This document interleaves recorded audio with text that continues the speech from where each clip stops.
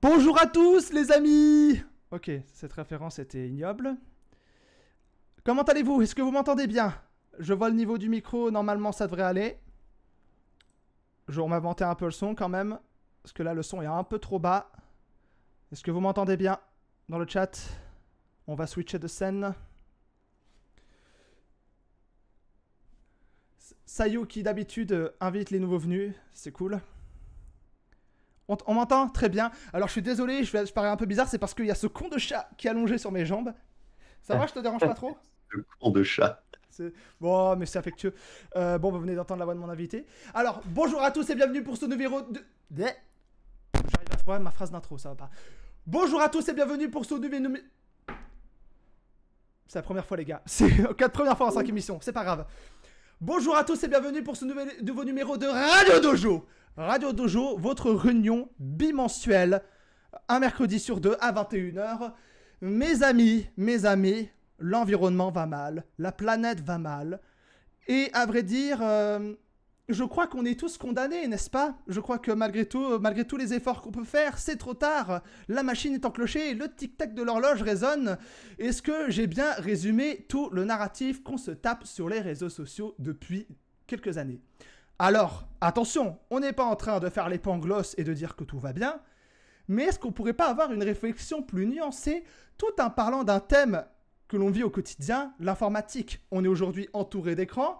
Je pense que Ray Bradbury avec Fahrenheit, il avait tout prédit. On est entouré d'écrans, on est entouré de technologies, on est entouré d'ordinateurs, de smartphones et d'autres outils électroniques. Les GAFAM, toutes ces branches-là qui bossent dans le numérique sont aujourd'hui des grands groupes financiers multimilliardaires. Bref, pourquoi essayer de ne pas parler de l'impact que peut avoir l'informatique sur l'environnement? Essayer de parler des questions environnementales avec beaucoup plus de nuances et beaucoup plus d'abnégation et beaucoup plus de résilience, parce que la résilience est l'une des plus grandes qualités humaines. Heureusement, j'ai un ami qui est très concerné par ces questions-là, qui a un argumentaire assez raisonné pour avoir déjà discuté plusieurs fois avec lui.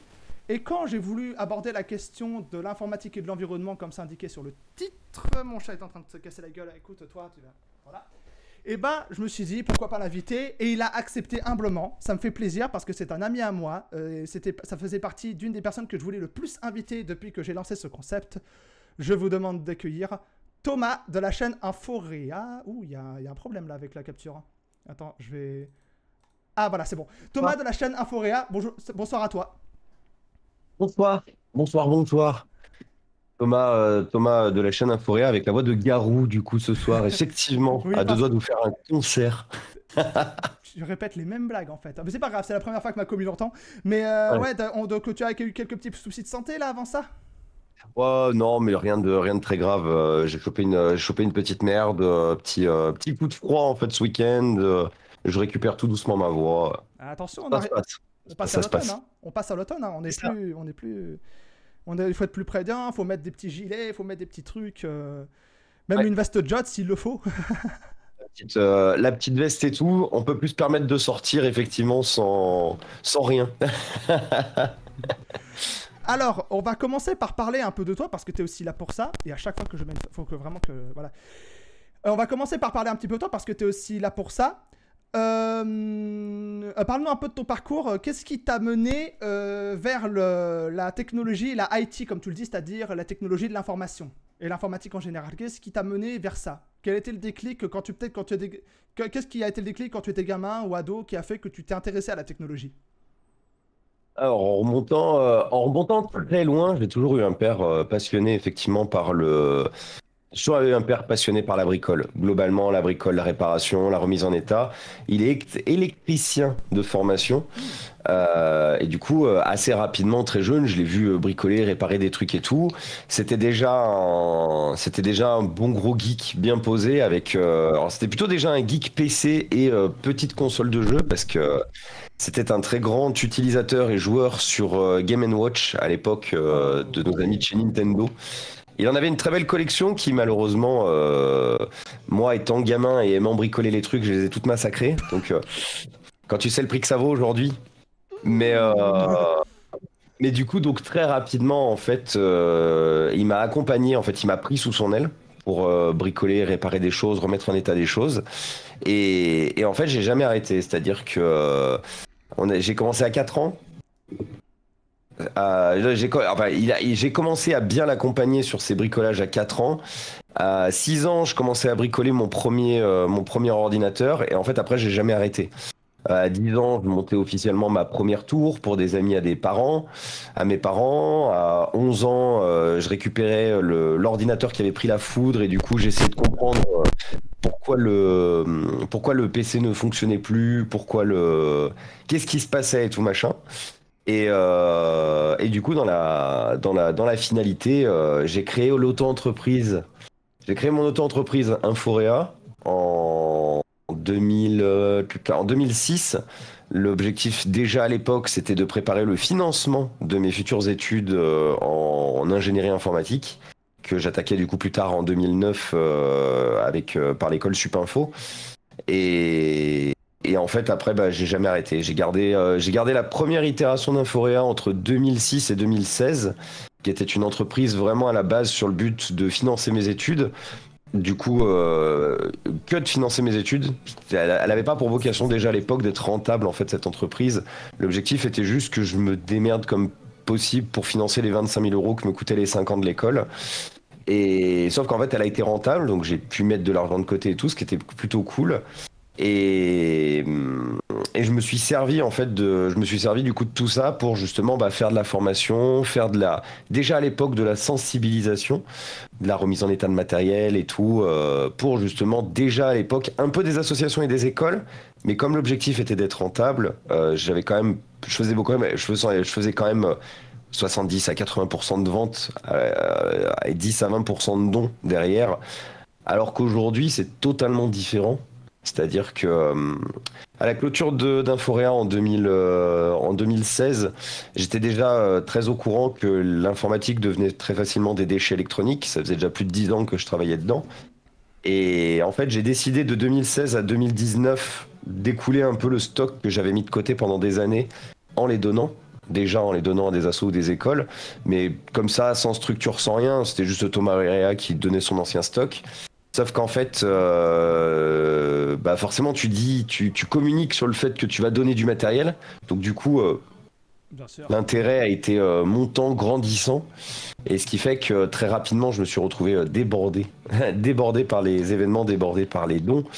Et du coup, en 2019, j'ai relancé officiellement tous les réseaux sociaux d'Inforéa, tous les sites, et j'ai utilisé, en 2022, officiellement, j'ai relancé l'auto-entreprise.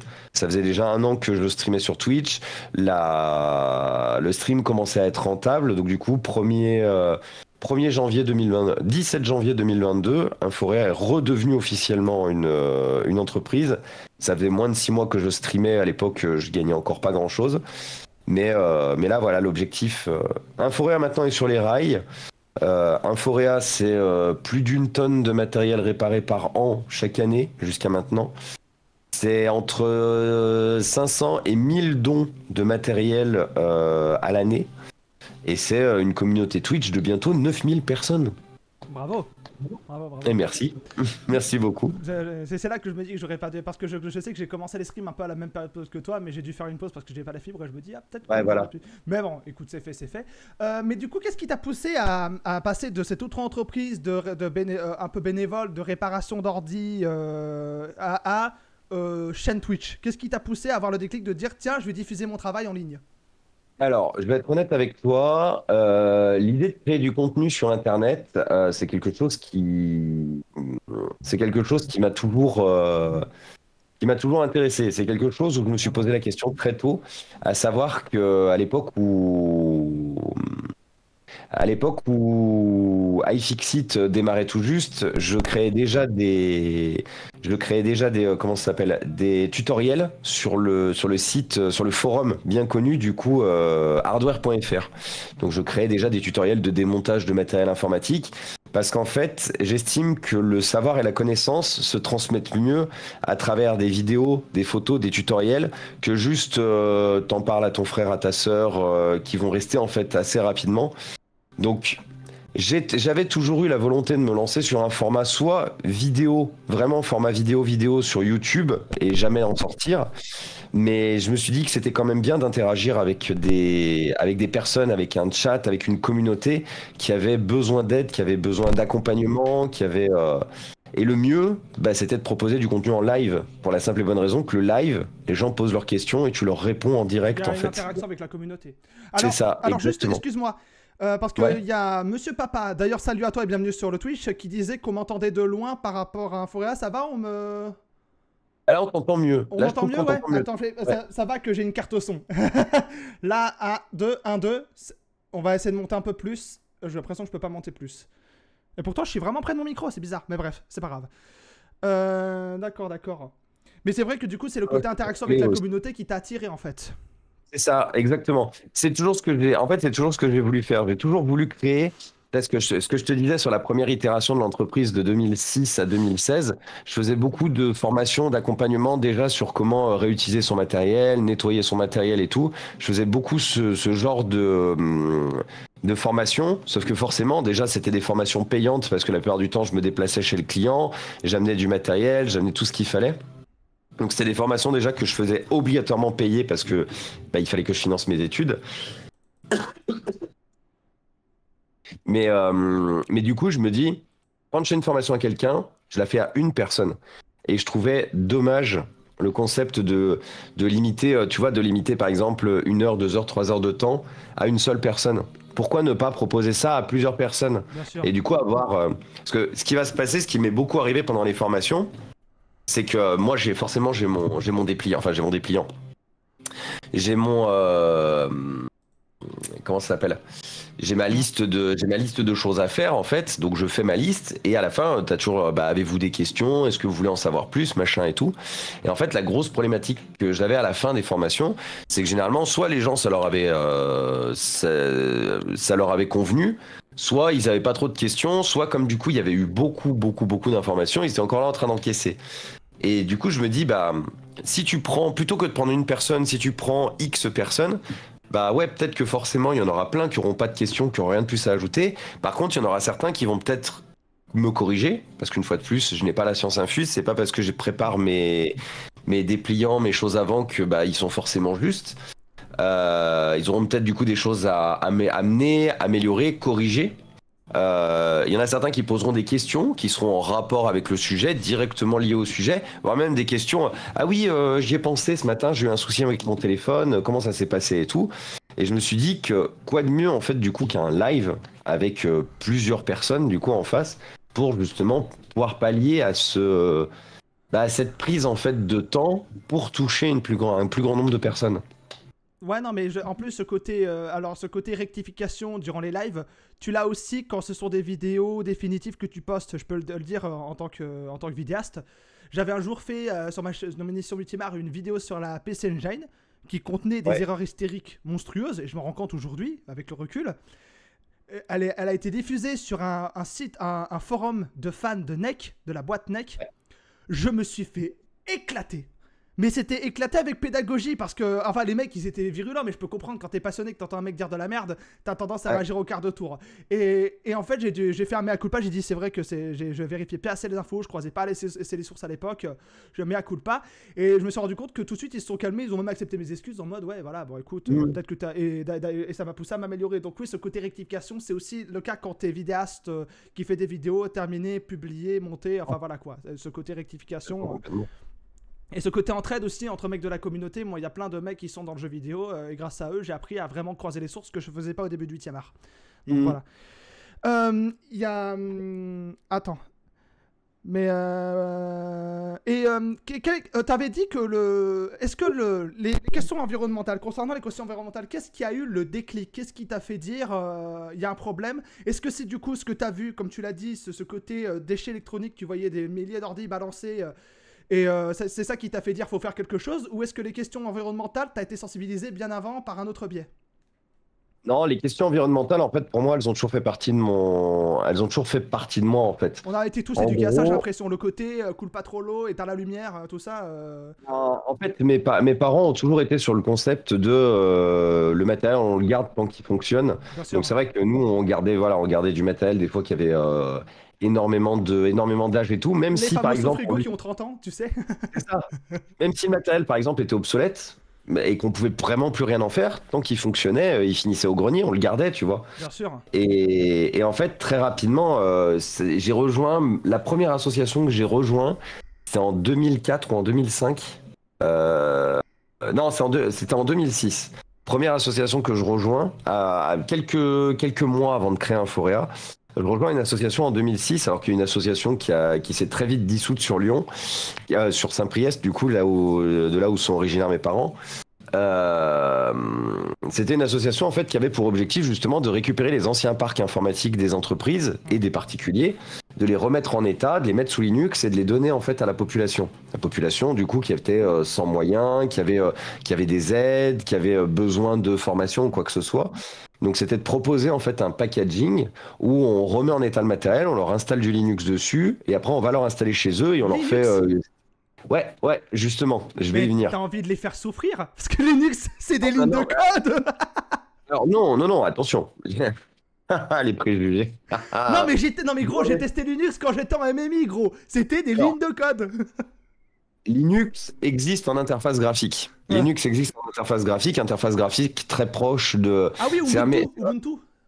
Ouais, bah, alors Ubuntu, oui, mais en fait, Linux, à la différence de par exemple Windows, où tu as Windows 10, Windows 11, où tu as une édition, Linux en fait fonctionne par ce qu'on appelle des distributions. C'est-à-dire que tu as t'as la base du cœur Linux qui est le même, enfin le cœur Unix d'ailleurs qui est le même, et tu vas avoir des briques qui vont être ajoutées dessus et qui vont te créer par exemple Debian, qui vont te créer Linux Mint, qui vont te créer Ubuntu, qui vont te créer Kali Linux, qui vont te créer. En fait, comment dire, les distributions de Linux, t'en as autant qu'il y a des gens qui seront chauds en fait pour créer un nouvel environnement.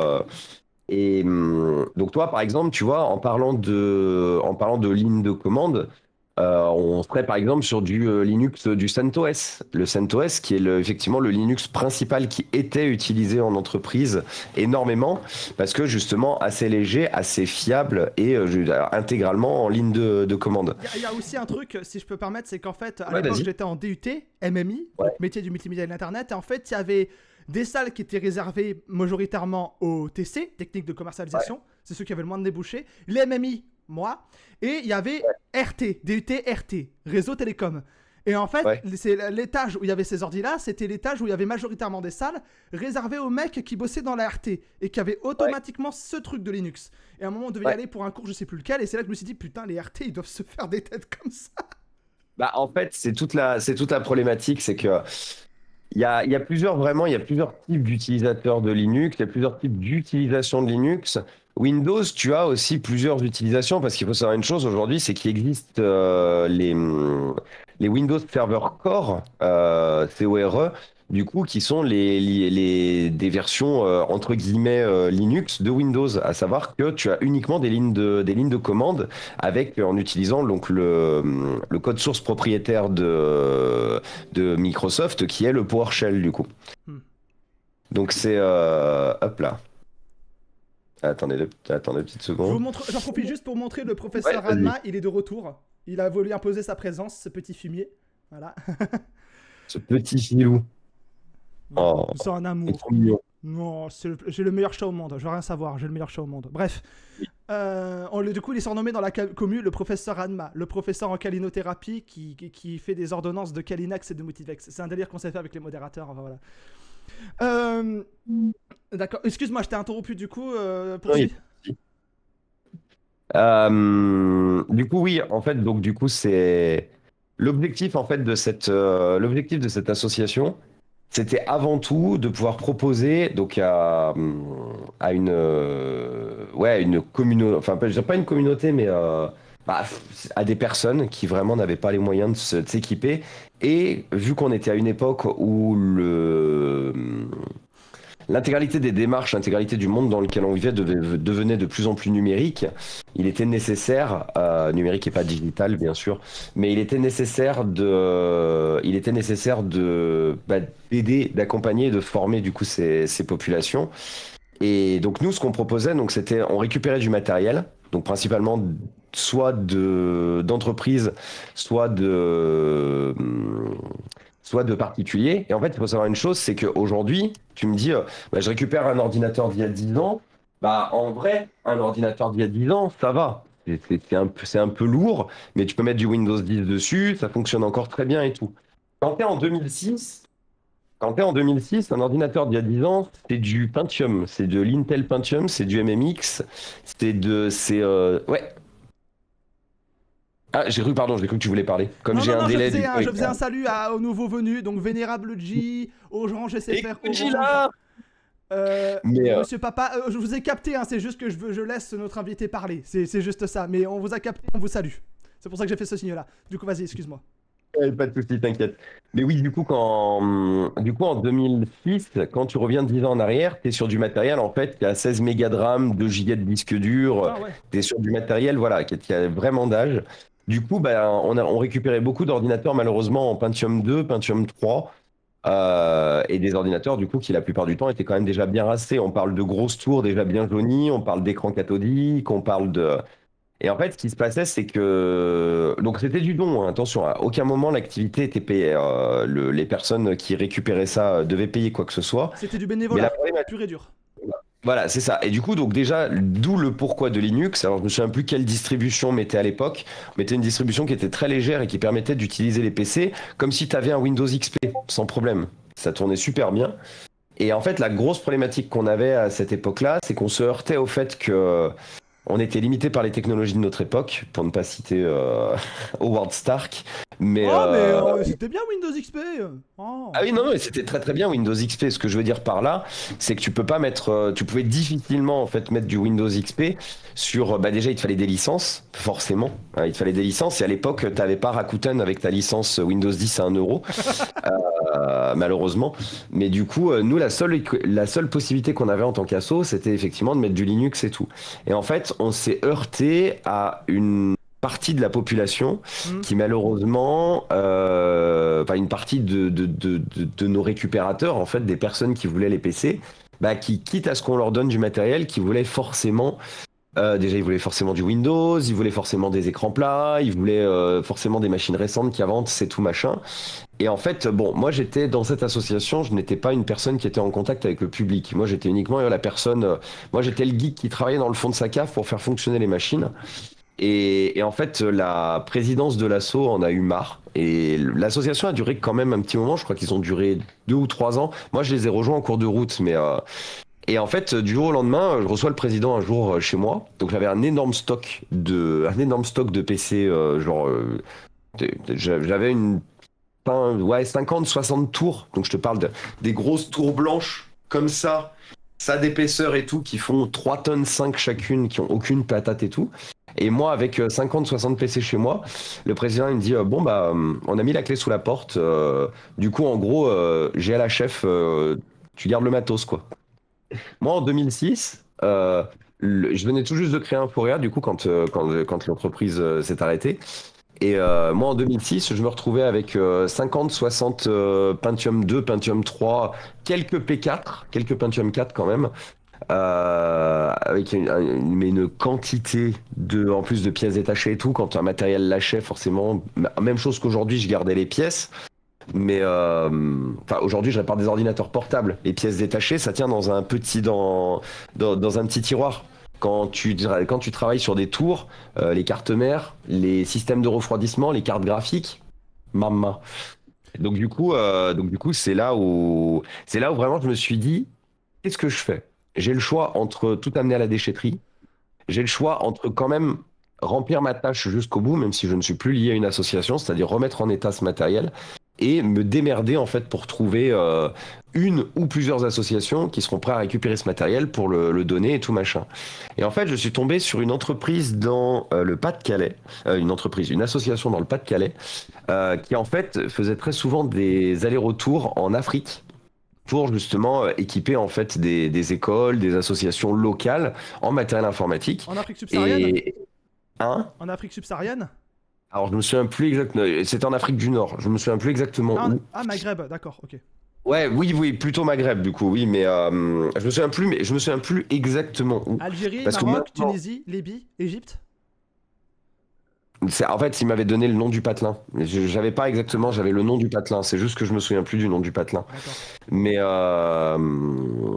et du coup, ce qui s'est passé, c'est que je les ai contactés. Ils étaient très chauds. Et en fait, moi, j'avais déjà commencé à remettre sur les 50-60 machines. Je pense qu'à mon avis, j'en avais bien remis une quarantaine de surfonctionnels et le reste en pièces détachées. Et en fait, l'association, elle me dit, ah, mais vous emmerdez pas. Au pire, on vous récupère tout. Alors bon, moi du coup, vu que j'avais déjà pour projet vu qu'il y avait certains où j'avais investi de l'argent et tout machin, j'ai gardé quelques machines pour moi pour faire du don en local et tout. Et une fois, il est venu avec une énorme camionnette, il a tout embarqué. C'était incroyable parce que c'était une grosse camionnette. Hein. La camionnette, elle était quand même comme ça, tu vois, genre les roues arrière, le cul de la camionnette touchait le sol et le moteur à l'avant, il était en l'air. Mais et c'est là où je me suis dit, moi vivant. Mon objectif, dans ma quête de réparation de matériel, mon objectif, c'est de produire le moins de déchets possible et de combattre justement cette société de consommation, cette société qui crée du déchet, qui crée de la destruction aussi quelque part, parce que elle crée un nouvel ordinateur, elle crée un nouveau smartphone tous les jours et tout machin. Par contre, du coup, tout ce qui est ancien, on y envoie justement, on y envoie dans les comment ça s'appelle, les décharges à ciel ouvert au Vietnam, on les envoie en Inde, on les envoie en Amérique du Sud. Et en fait, comme d'habitude, donc nous on se débarrasse, on est globalement assez propre sur nous. Et là, tu regardes les journaux et t'apprends qu'il y a une énorme décharge à ciel ouvert en Inde, alors qu'il existe déjà depuis des années. Je me souviens plus le nom de la ville, pareil là-bas. Mais du coup, il y a une partie qui s'est effondrée et qui a embarqué une petite ville à proximité. Il y a de ça, il y a quoi? Il y a 5 ou 10 ans, je crois. Ça remonte, hein, mais. Et c'est là où je me dis que. Enfin, que j'ai décidé de dédier une bonne partie de mon temps libre, une bonne partie de mon énergie, une bonne partie de ma vie à justement éviter qu'on soit les pollueurs du reste du monde, en fait. Alors je remercie tous ceux qui se sont abonnés. Je viens de voir qu'il y a eu quelques abonnements. Donc je remercie Zachary André qui s'est abonné dès le moment de l'annonce de Thomas. Je remercie Cyver, donc Marilou, salut à toi, merci pour l'abonnement, merci pour le follow. Et Arc-en-Ciel Phoenix. Ouais. Je sais pas si je suis peut-être en train d'écorcher ton blast, je suis désolé, frelot ou frelotte. Et d'ailleurs, alors Orange SFR Orange a fait un long pavé, je peux pas le lire parce qu'il parce que sinon ça va ralentir le rythme. Mais si ça peut intéresser des techos ou des néophytes, voilà, vous pouvez le lire. Je sais pas, à mon avis on peut pas épingler, mais voilà. Mais en fait c'est surtout, moi c'est pour ça que il y avait ce que tu as dit, ça fait écho à quelque chose que un proche à moi a vécu dans une entreprise où il a bossé. Je ne dirai pas le nom. Parce que le but, c'est pas faire de la calomnie ou de faire du tribunal populaire. Mais oui. C'est un truc qui est réellement arrivé. C'est qu'en fait, cette entreprise a voulu renouveler ses PC. En mode, parce que c'était des vieux PC qui dataient de la décennie 2000. Donc, ils ont dit, voilà, il faut qu'on renouvelle le bordel, il faut qu'on ait de nouveaux PC. On soit, bon, ok, pourquoi pas, ça peut nous permettre d'accélérer. Oui, et les autres PC, on va les balancer, déchetterie.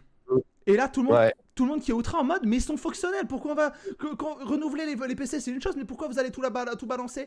Et en fait, il y avait certains membres du staff qui appuyaient mordicus, qui disaient non, déchetterie, on les balance. Et c'est le responsable informatique qui a dit au mec, bon, j'ai pas pu convaincre les mecs du staff, ils restent positionnés sur leur acquis. Donc voilà, mais par contre, et c'est là, c'est triste de se dire qu'on va jusque là, si y en a un qui dérobe un PC, on dit que j'ai rien vu. Traduction, piocher. Ouais, mais je connais. J'ai rien vu, quoi. C'est grave, c'est-à-dire que ça magouille pour vider les PC. Bah, d'un côté, ils allaient finir à la déchetterie, mais je me dis, c'est dingue quand même qu'on en arrive là, alors que. Ne serait-ce que. Au pire, tu veux pas gagner du pognon, tu les files à Emmaüs, tu vois, au moins. Mais voilà, quoi, c'est. Bah, c'est ça. Ouais. C'est ça qui est. Et c'est quand tu avais parlé, c'était dans le live de Laurent Charrier, quand tu avais parlé du greenwashing dans la IT, c'est-à-dire tous les mecs toutes les entreprises qui se la jouent écolo et à côté ça balance des PC encore fonctionnels. Je me suis dit, mais ça me rappelle ça en fait, ça me rappelle cette anecdote que m'avait raconté ce proche. Je ne dirai ni le nom du proche ni le nom de la boîte. Foutez-moi la paix. Voilà. Foutez-moi la paix, c'est ça. Voilà, donc, mais voilà, pour te dire que. Et en fait, il y a aussi un truc qui fait que j'ai voulu t'inviter, c'est que. Je t'en avais parlé en bac, c'est que quand je t'ai parlé, quand j'en parlais de ce genre de sujet avec toi, t'étais conscient des problèmes qu'il y avait, mais de l'autre côté, t'étais pas dans l'hystérie qu'on peut voir sur les réseaux sociaux, tu sais, bon, le truc que j'ai un peu caricaturé en intro, t'étais pas dans ce genre-là, et c'est pour ça que je préfère parler de ce genre de sujet avec toi, et quand je voulais en parler de ce sujet-là, je me suis dit, il faut que je l'invite lui. Donc tu vois, Clairement. ouais. Clairement. Et je suis content que t'aies C'est accepté. pour ça. Tu vois, tu parlais d'une anecdote en entreprise. Je pense que vraiment ce qui a renforcé mes convictions, j'ai été responsable. Alors pareil, je dirais pas le nom de l'entreprise. Je l'ai déjà glissé une fois dans un live précédent, mais je le referai pas ce soir. Non, pas de tribunal populaire, pas ici. Voilà. Mais en fait, ce qui s'est passé, c'est que j'ai travaillé en 2011 dans une entreprise donc à la DSI d'une entreprise, à la gestion de parc. Et j'arrivais justement pour le remplacement des anciennes machines vers des nouvelles. Donc il y avait, en fait, en gros, c'était une boîte qui avait racheté plein de petites entreprises. Et du coup, ce qui faisait que tout le parc informatique, c'était n'importe quoi. Il y avait de tout, de toutes les années, de toutes les couleurs, de toutes les versions. Et en fait, c'était un enfer à organiser. Du coup, ce qu'ils ont fait, c'est que avec le CA, donc le comité administratif. Non. Merde, j'ai mangé le nom. Le CA. Le comité d'administration. Le comité d'administration, en fait, ce qu'ils ont décidé, donc c'est les gens qui gèrent le budget, en fait, de la grande majorité des très grosses boîtes triple A aujourd'hui. Et ils ont décidé de dire, bah vous savez quoi, on est combien dans l'entreprise? Bon, il y a plus de... Il y avait quoi? Il y avait 1500 personnes, et ben on va commander 1500 PC identiques pour tout le monde, quelles que soient les versions et tout machin. Donc il y avait des versions PC fixes pour ceux qui avaient besoin de PC fixes, et tous les itinérants, il y avait des PC portables. Et en fait, donc bon, on fait ça et tout machin. Moi, je Faut suis faire gaffe parce donc... que itinérant, c'est l'équivalent de SDF chez les Québécois. Ah, oui, dur. Conseil d'administration, exactement. Merci, merci Nico. Je sais pas pourquoi je suis resté sur comité, mais Mais du coup, en ouais, fait, quand on dit itinérant, c'est les mecs en déplacement, les nomades, oui, les nomades numériques, on va oui, dire, en quelque sorte. exactement. Et en fait, du coup, ce qui s'est passé, c'est que donc on me prend pour ce job et tout machin. Moi, j'arrive au milieu, c'est-à-dire que sur les 1500 PC, disons, il y en a déjà 700 qui ont été remplacés et tout, PC fixe, PC portable et tout. Et j'arrive dans une zone de stockage où il y a genre des palettes avec des ordinateurs portables, des ordinateurs fixes entassés et tout, enroulés. Et je dis, mais c'est quoi tout ça? Parce que, enfin, il y avait du vieux matos et tout, mais il y avait des ordinateurs qui étaient quand même assez récents, voire même qui étaient plus récents, enfin, de quelques mois du coup, mais plus récents que les modèles qu'on était en train de déployer. Et il me dit, ah bah ça part à la destruction et tout machin. Je fais, comment ça, mon ref? Et en fait, il me refait tout l'historique et il m'explique que l'entreprise pour laquelle je bossais ne recrutait pas assez de personnel handicapé. Et que du coup, pour avoir les aides de l'État, les déductions les déductions de taxes et tout machin qu'il y a, et ben il passait par une entreprise de D3E, une entreprise de recyclage qui, elle, employait le bon ratio / quota de personnel handicapé. Et du coup, bah là c'était ok. Et du coup, je leur ai dit, mais du coup, sous réserve de juste payer moins cher de taxes parce que vous êtes les mauvais élèves et vous recrutez pas assez de monde, vous n'êtes pas assez inclusif, du coup vous faites détruire pour des quantités astronomiques de matériel. Parce que là, on devait remplacer 1500 PC, mais enfin, on devait équiper 1500 personnes, mais comme du coup il y avait eu du rachat de boîtes, il y avait eu des démissions, il y avait eu des personnes qui avaient été virées, il y a des entreprises qui ont carrément été fermées et tout machin, on parlait de mettre à la benne pour entre 3000 et 4000 ordinateurs portables et fixes, tout confondu. Et du coup, ça n'a pas été un problème. C'est-à-dire que moi, avec l'école, alors ça va paraître dérisoire, hein, mais avec l'école, avec Supinfo à l'époque, pour équiper une salle informatique, je suis arrivé à récupérer 25 PC. Yes. 25 PC sur 4000, c'est toujours ça de sauver, hein, on va se dire. Mais je suis arrivé à récupérer ça, mais le reste, par contre, en fait, ils filmaient parce qu'ils savaient qu'il y avait des gens qui se barraient avec. Mais par contre, sans vergogne, hein, les mecs, faute professionnelle si tu te barrais avec un PC, quoi. Éventuellement que tu te barres avec une palette, bon, en plus du fait que ça se voit, imagine, tu sais, il y avait une quantité astronomique. Moi, je travaillais au siège. Au siège, il n'y avait pas autant de personnes. Au siège, il y avait moins de 500 personnes. Et je me dis, mais même ne serait-ce qu'au pire au siège, je veux dire, vous les donnez à chacun des employés. Et c'était quoi la justification de ne pas les donner aux employés? Oui, mais sur le précédent remplacement, on avait fait ça. Et du coup, après, les employés venaient nous voir, pour le service après-vente sur les PC. Je leur fais, mais au pire, vous leur dites qu'il n'y a pas de service après-vente et puis c'est tout. Bah ouais. Mais si votre seule justification c'est d'avoir les bonnes déductions fiscales parce que vous passez par une entreprise tierce qui vous fournit un quota de personnel handicapé et de l'autre côté que vous voulez juste pas que les gens ils vous contactent pour demander le SAV, j'avais envie de dire, allez bien vous faire foutre. Bon, à l'époque, j'étais stagiaire. À l'époque, j'étais stagiaire et malheureusement, la réussite de mon année scolaire dépendait de ce stage. Donc, disons que j'ai grommelé dans mon coin. J'ai pas hésité à me servir en pièces détachées dans les ordinateurs qui partaient à la destruction. On va pas se mentir non plus. Oh, t'étais en mode Sly Raccoon, tu sais, avec la petite serpe, récupérer les objets. Totalement. Franchement, je me suis servi sans vergogne, hein. Je me, C'est beau gosse. Ouais, ah ouais, non, beau gosse. Ça fait plus de 10 ans maintenant, donc de toute façon, il y a prescription. Réel. Mais non, je me suis servi sans vergogne. Déjà à l'époque, du coup, on était en 2011, que je commençais déjà à travailler avec aussi des associations de réinsertion locale, notamment avec Emmaüs. Je bossais beaucoup avec l'Emmaüs l'Emmaüs qui était à côté de l'Emmaüs de Vénissieux, du coup, qui était à côté de Saint-Priest. Je ramenais déjà beaucoup de matériel informatique et tout là-bas. Désolé. Et du coup, bah ouais, pour donner du matériel, à l'époque, j'avais vraiment pas les reins assez solides. Enfin, je les avais plus solides qu'aujourd'hui, les reins, pour la simple et bonne raison qu'à l'époque, j'étais logé chez mes parents, que j'avais pas de loyer et que j'avais déjà une entreprise qui était déjà rentable dès la première année, ce qui était plutôt pas mal. Mais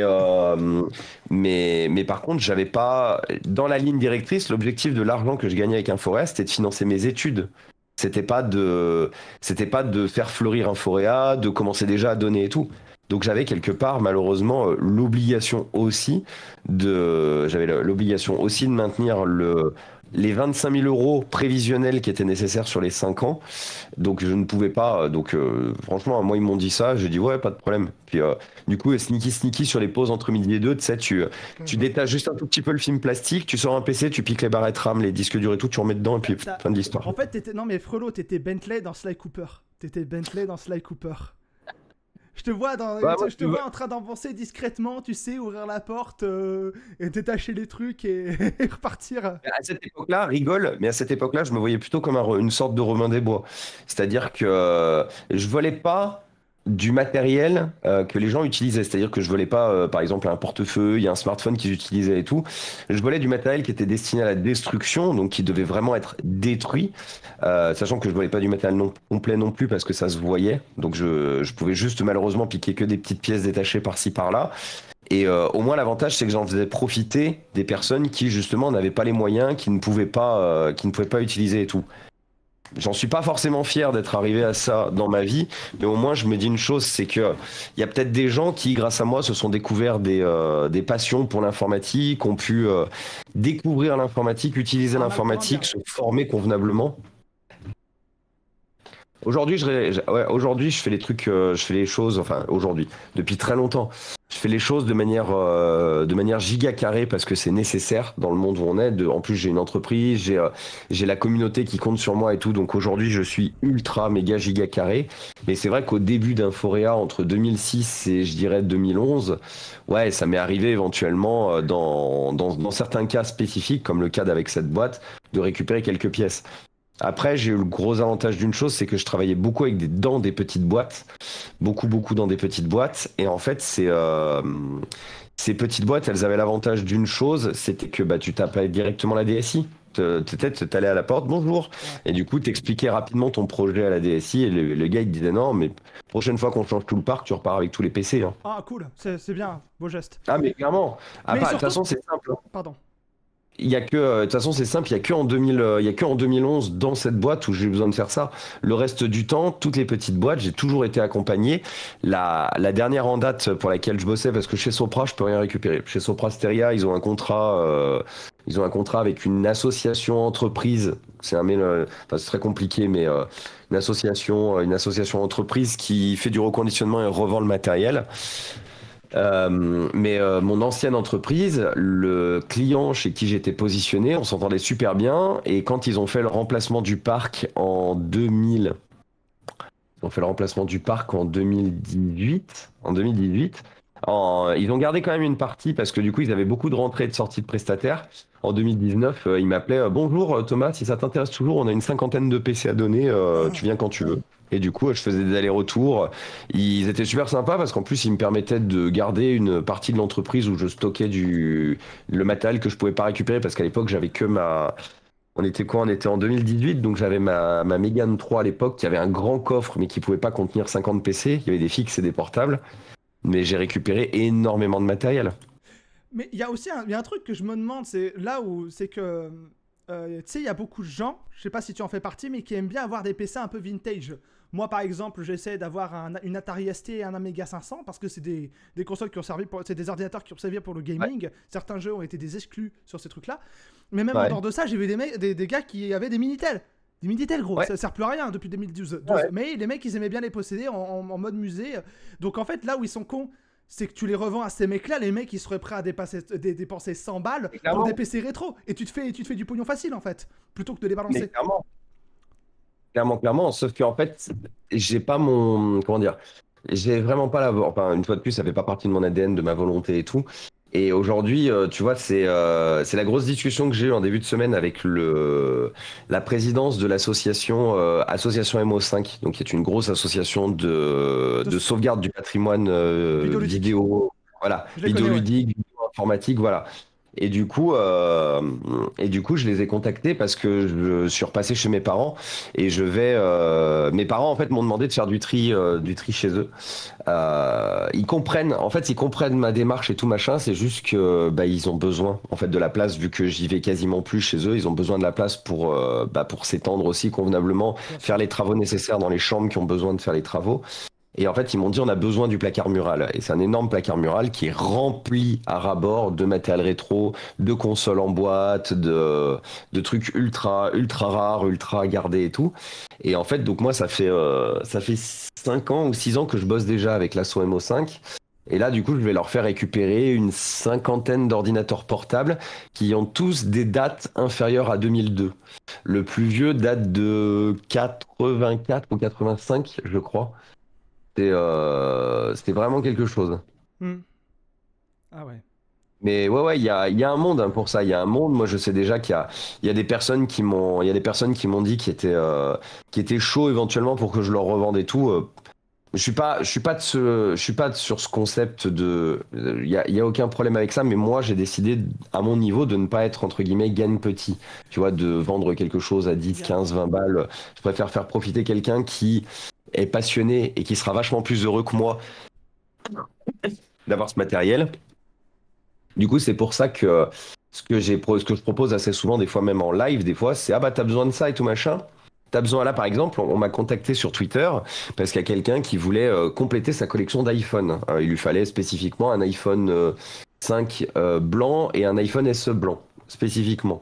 Et ben, je lui ai dit, bah, ça tombe bien parce qu'en fait, j'en ai plein. Donc, tac, tac, tac. Ah bah oui, bah ça tombe bien. J'ai un 5 et. Ah non, c'est un 5 et un 5S, pardon. Je les ai tous les deux. Du coup, tiens, je te les envoie. M'a remboursé les frais de port et tout. Je fais pas ça une fois de plus. Je fais pas ça pour la. Enfin. Mais moi, j'ai une éthique qui est très bête. Je vais au monde des bisounours, c'est tout. Hein, mais je fais pas ça pour la thune. Je fais vraiment partie de ces gens que si on pouvait s'en foutre, je m'en foutrais véritablement de la thune. C'est vrai que oui, j'en ai besoin, forcément, pour financer Inforéa, pour financer la maison et tout. Mais du coup, c'est pour ça que je garde mon boulot, en fait, à côté. C'est pour ça que je garde Sopra Steria, parce que j'estime que c'est en grande majorité Sopra Steria qui finance encore aujourd'hui Inforéa. Alors, il y a Pinours, mon modérateur, qui pose une question. Ouais. C'est attends, si tu connais MO5, tu dois connaître Doug. Alors, je ne connais pas tout le monde chez MO5 parce que déjà, je suis rarement passé dans leurs locaux. J'ai dû passer, je crois, au total sur ces 5 dernières années, j'ai dû passer 5 ou 6 fois à tout péter. La plupart du temps avec Prez, donc Philippe Dubois, et le vice-président, du coup, David, qui est la personne derrière le compte Twitch Asso MO5. C'est principalement les personnes que je connais. Je connais aussi Bebdown, Bebdown qui est aussi un habitué de chez Cabri, que j'ai rencontré après par la suite. Euh, mais c'est vrai que en dehors de ces 3 personnes chez MO5, je crois que je connais personne d'autre. Il y a, alors, moi, je connais son nom et son prénom, mais je me souviens plus de son pseudo. Il y a quelqu'un que je connaissais sur Lyon, qui était la personne qui, quand j'avais pas la possibilité d'aller à MO5, faisait la liaison entre Lyon et MO5. C'est-à-dire qu'il venait chez moi, venait récupérer le matériel et il le montait. En l'espace de 5 ans, je crois qu'à MO5, je leur ai filé déjà une quarantaine de machines au total. Je crois que c'est ça, ouais. Et là, je suis sur le point de les inonder avec la fin de ma collection, rétro. Je l'aime beaucoup cette collection, mais en fait, je me suis rendu compte d'une chose, c'est que je l'ai établie énormément entre 2000 et 2015, et que depuis que je suis parti chez mes parents, en fait, je l'ai jamais retouchée. La collection, elle est tout en haut d'un meuble. Je vous la montre souvent d'ailleurs je vous la montre souvent, comment ça s'appelle ah, je vous la montre souvent durant les streams. Et du coup, c'est vrai que du coup, je peux pas en profiter, quoi. Je peux pas en profiter. Je vois. Par contre, faudra que je te pose une question, mais après le stream. Je te poserai une question après le stream. Mais Note-toi là quelque part pour pas oublier. non, t'inquiète, je Et, vais la noter sur mon traitement de texte pendant. ouais, Bah pas de écoute, souci. là, je t'en avais parlé en bac, mais on va jouer à un petit jeu. Alors c'est un nouveau truc qu'on tente sur Radio Dojo. Parce que je pense que les gens seraient intéressés de savoir un peu tes positions sur tout ce qui est question environnementale et Ouais. technologique, les deux. Et j'ai préparé un petit jeu qui s'appelle La Rumeur dit. Donc c'est un jeu où en fait c'est que plein d'idées reçues, d'idées toutes faites, de phrases qu'on peut tenir. Ouais. Certaines sont des bullshit, certaines sont vraies, certaines sont fausses. Et moi, je t'ai parlé de mes positions par rapport à certaines d'entre elles, mais le but c'est aussi. Mais moi j'ai un devoir de neutralité sur Radio Dojo, donc le but c'est de savoir ce que Thomas d'Inforia pense. Donc la Ouais. première question, je sais qu'elle va te faire criser, mais j'ai pas le choix. La rumeur dit que le réchauffement climatique n'est pas d'origine humaine. Voilà, c'est dit.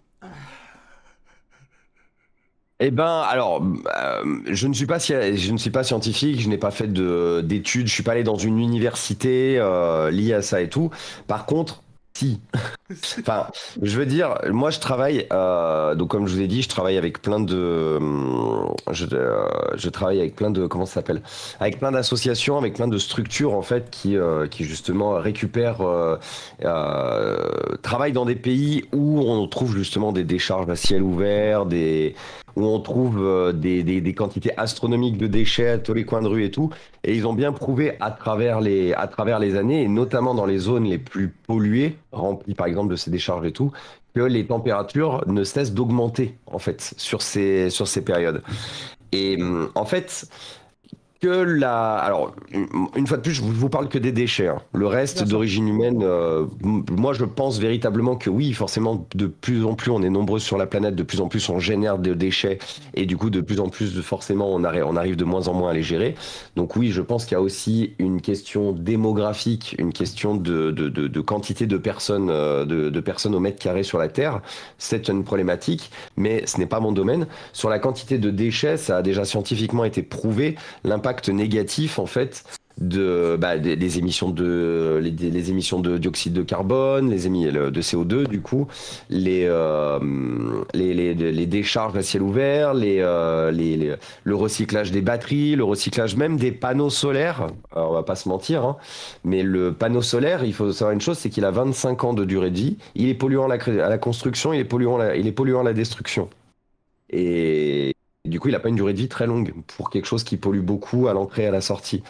Du coup, bon, c'était un petit parallèle sur le fait que oui, il faut mettre des panneaux solaires de partout aussi.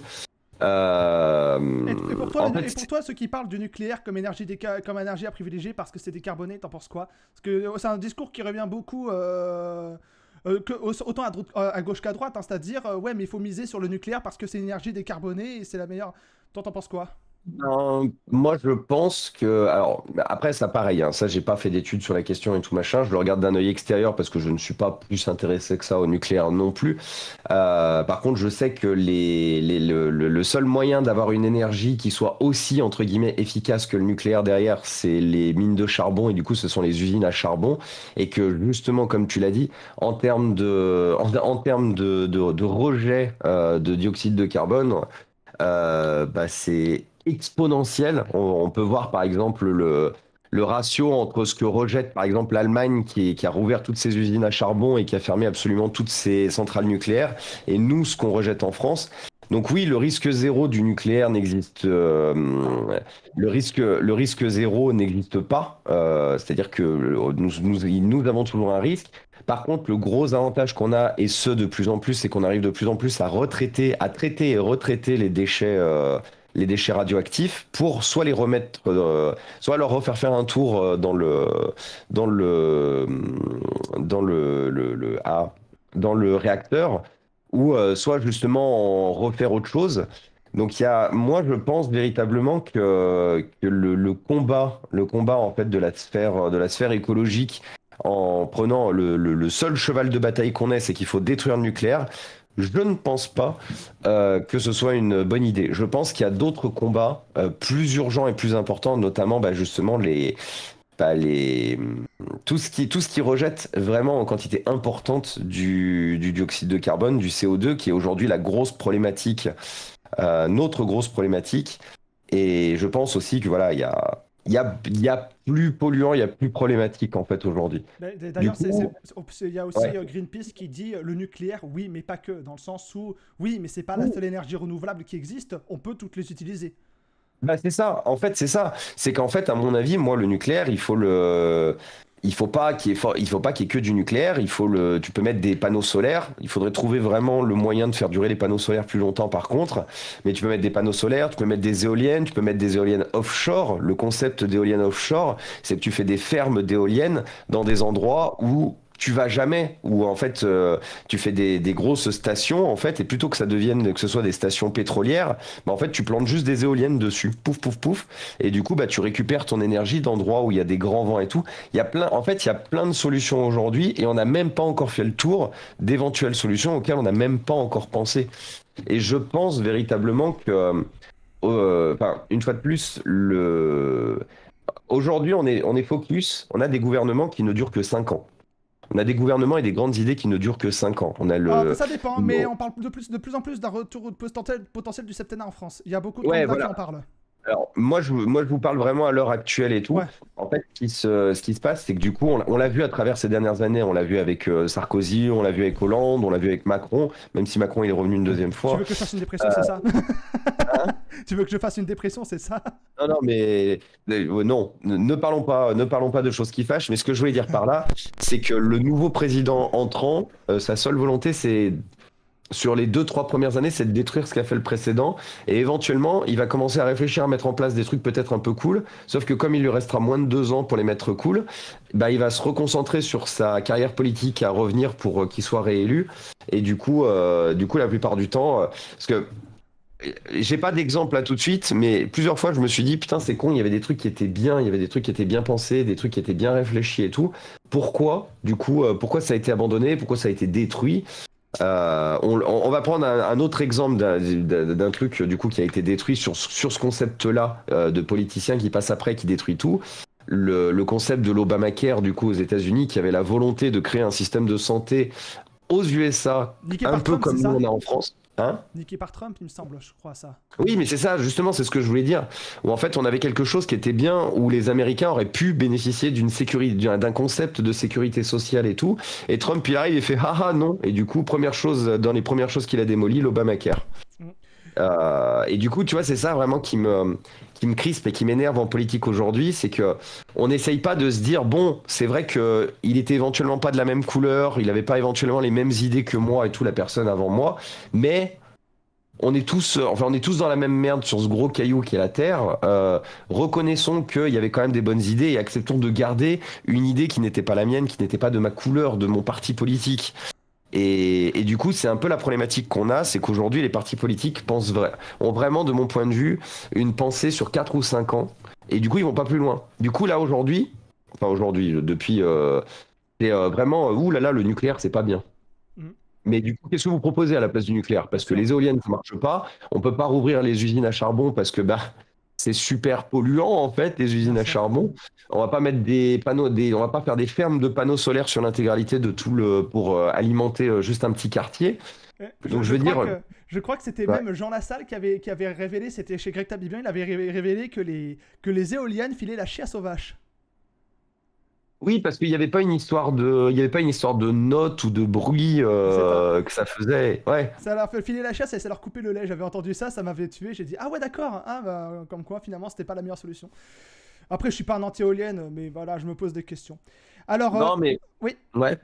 Non, non, mais je disais juste, en fait, je pense qu'aujourd'hui, à part le charbon qui a prouvé que c'était vraiment ultra polluant et tout, je pense qu'il faut exploiter toutes les solutions qui s'offrent à nous, mais ne pas se reposer sur elles, c'est-à-dire continuer à faire travailler la R&D, la recherche et développement, pour trouver de nouvelles énergies qu'on n'aurait pas encore exploitées, de nouvelles technologies qu'on n'aurait pas encore exploitées.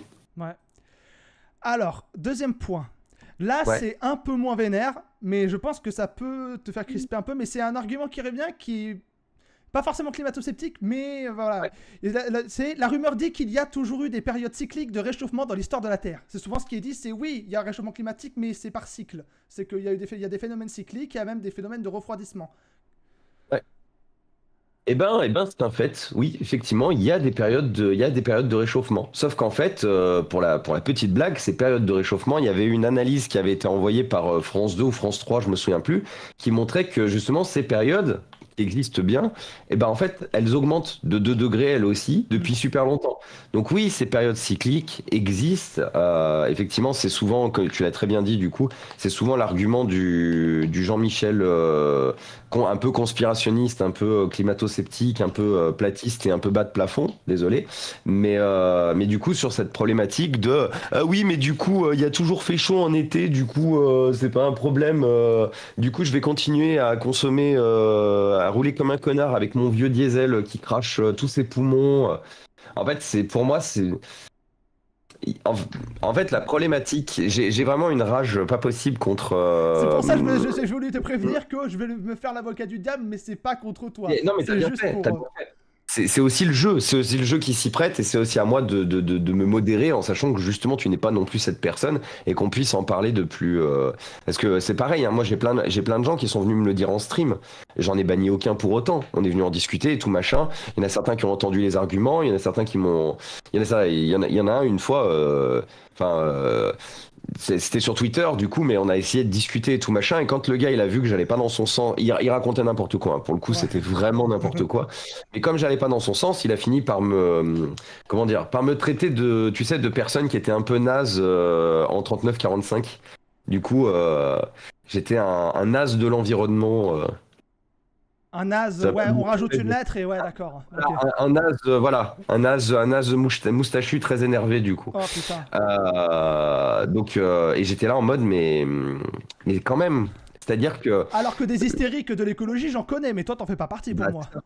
et tu vois, en fait, tu sais, c'était sur le remplacement des téléphones. C'était sur le remplacement des téléphones. Et moi, je disais que ça servait à rien de remplacer son téléphone toutes les années. Il y avait Bien très sûr. peu d'évolution aujourd'hui, machin et tout. Et le Jean-Michel, il était là en mode, oui, mais moi, je veux être libre de pouvoir remplacer mon téléphone. Je lui dis, mais en fait, moi, je dis juste qu'il faut pas remplacer son téléphone toutes les années. Je t'ai jamais dit qu'il fallait pas que tu remplaces pas ton téléphone, en fait. C'est jamais dit ça. Oui, mais du coup, tout de suite, là, dès que vous en parlez, vous voulez interdire les libertés individuelles, Big Brother is watching you et tout machin. Et je lui ai dit, mais mec, tu te rends compte que dans ta connerie, t'es vraiment en train de tout mélanger, tout machin. Euh, Donc du coup, Non, mais je lui ai fait tout ça. moi, je dis, tu veux changer ton portable? Ok, prends un reconditionné. Ça te coûtera moins cher et t'auras un. Moi, c'est ce que Aussi. j'ai fait, perso. Bah ouais, mais c'est très bien. C'est très très bien. Hmm. Ouais. Alors, troisième point. La rumeur dit qu'il faut arrêter de tout rejeter sur les Européens alors que les pays les plus pollueurs viennent d'Amérique du Nord et d'Asie. D'Amérique du Nord et d'Asie. Alors, Asie, oui, parce que. Alors, La Chine. c'est rare. Chine et alors je crois que dans les tableurs il y avait Chine, États-Unis, Inde, Japon et Russie. Ouais, mais du coup, c'est aussi en partie, normal. Alors déjà, c'est très rare qu'on rejette tout uniquement sur l'Europe. Généralement, on rejette sur l'Europe T'as pas vu et les on mêmes rejette chaînes que moi alors. l'Amérique du Sud, l'Amérique du Nord. C'est vraiment les deux, la plupart du temps, les deux plus gros visés, c'est les pays dits occidentaux, les pays les plus consommateurs, qui sont les pays d'Europe et l'Amérique du Nord. Après, j'ai envie de dire oui, alors, je vais dire oui sur une chose, mais laisse-moi aller Vas-y, jusqu'au bout. Mais pas de soucis. oui, quelque part, du coup, on retrouve beaucoup de pollution en Asie. Pourquoi? Parce que quand quelque chose marche pas ici, la plupart du temps, on l'envoie là-bas. C'est vrai. On l'envoie là-bas pour la destruction, parce que là-bas, ouais, soi-disant, ils savent détruire, recycler et tout. Sauf qu'en fait, là-bas, ils n'ont pas forcément les infrastructures pour traiter tous nos déchets. Donc, bah, c'est pour ça qu'on a des charges à ciel ouvert en Inde, Vietnam, dans certains coins très pauvres aussi en Chine. Et il y avait un super document qui était sur la bouteille en plastique de mémoire ou sur le plastique tout court, un cache investigation YouTube. Cache investigation, je crois que c'était sur le plastique. Cache investigation. Parce que du coup, si vous êtes très intéressé par cache investigation, sachez qu'on les retrouve tous sur YouTube gratuitement. Et c'était lequel? Parce que justement, ce cache investigation montrait véritablement. C'était ça. Cache investigation plastique, la grande intox intégrale. C'était ça. Attendez, je vais couper. Non, c'est bon. Plastique, la grande intox. Et du coup, franchement, si vous voulez savoir pourquoi ces pays sont dits les plus pollueurs, bah vous comprendrez qu'en fait, c'est grandement de notre faute, en fait. Donc oui, c'est un fait. Sur les chiffres, ils sont plus grands pollueurs, mais ils sont plus gros. Enfin, ils sont dans les plus gros pollueurs, mais principalement à cause de nous, en fait. Oui, et aussi parce que pas mal d'usines sont délocalisées en Chine aussi. Voilà, pas mal d'usines sont délocalisées en Chine, pas mal d'usines ne respectent pas aussi les normes parce que bah, forcément elles doivent toujours produire et tout. Et ne nous mentons pas non plus, ils sont des milliards là-bas. Nous, on est des millions. Donc, il y a aussi ça qui joue. Forcément, la population est beaucoup plus densément peuplée. Vous ne trouverez pas du travail pour tout le monde, du coup. Donc, forcément, il y a beaucoup plus de pollution, il y a beaucoup moins de ramassage des déchets, beaucoup moins de retraitement des déchets.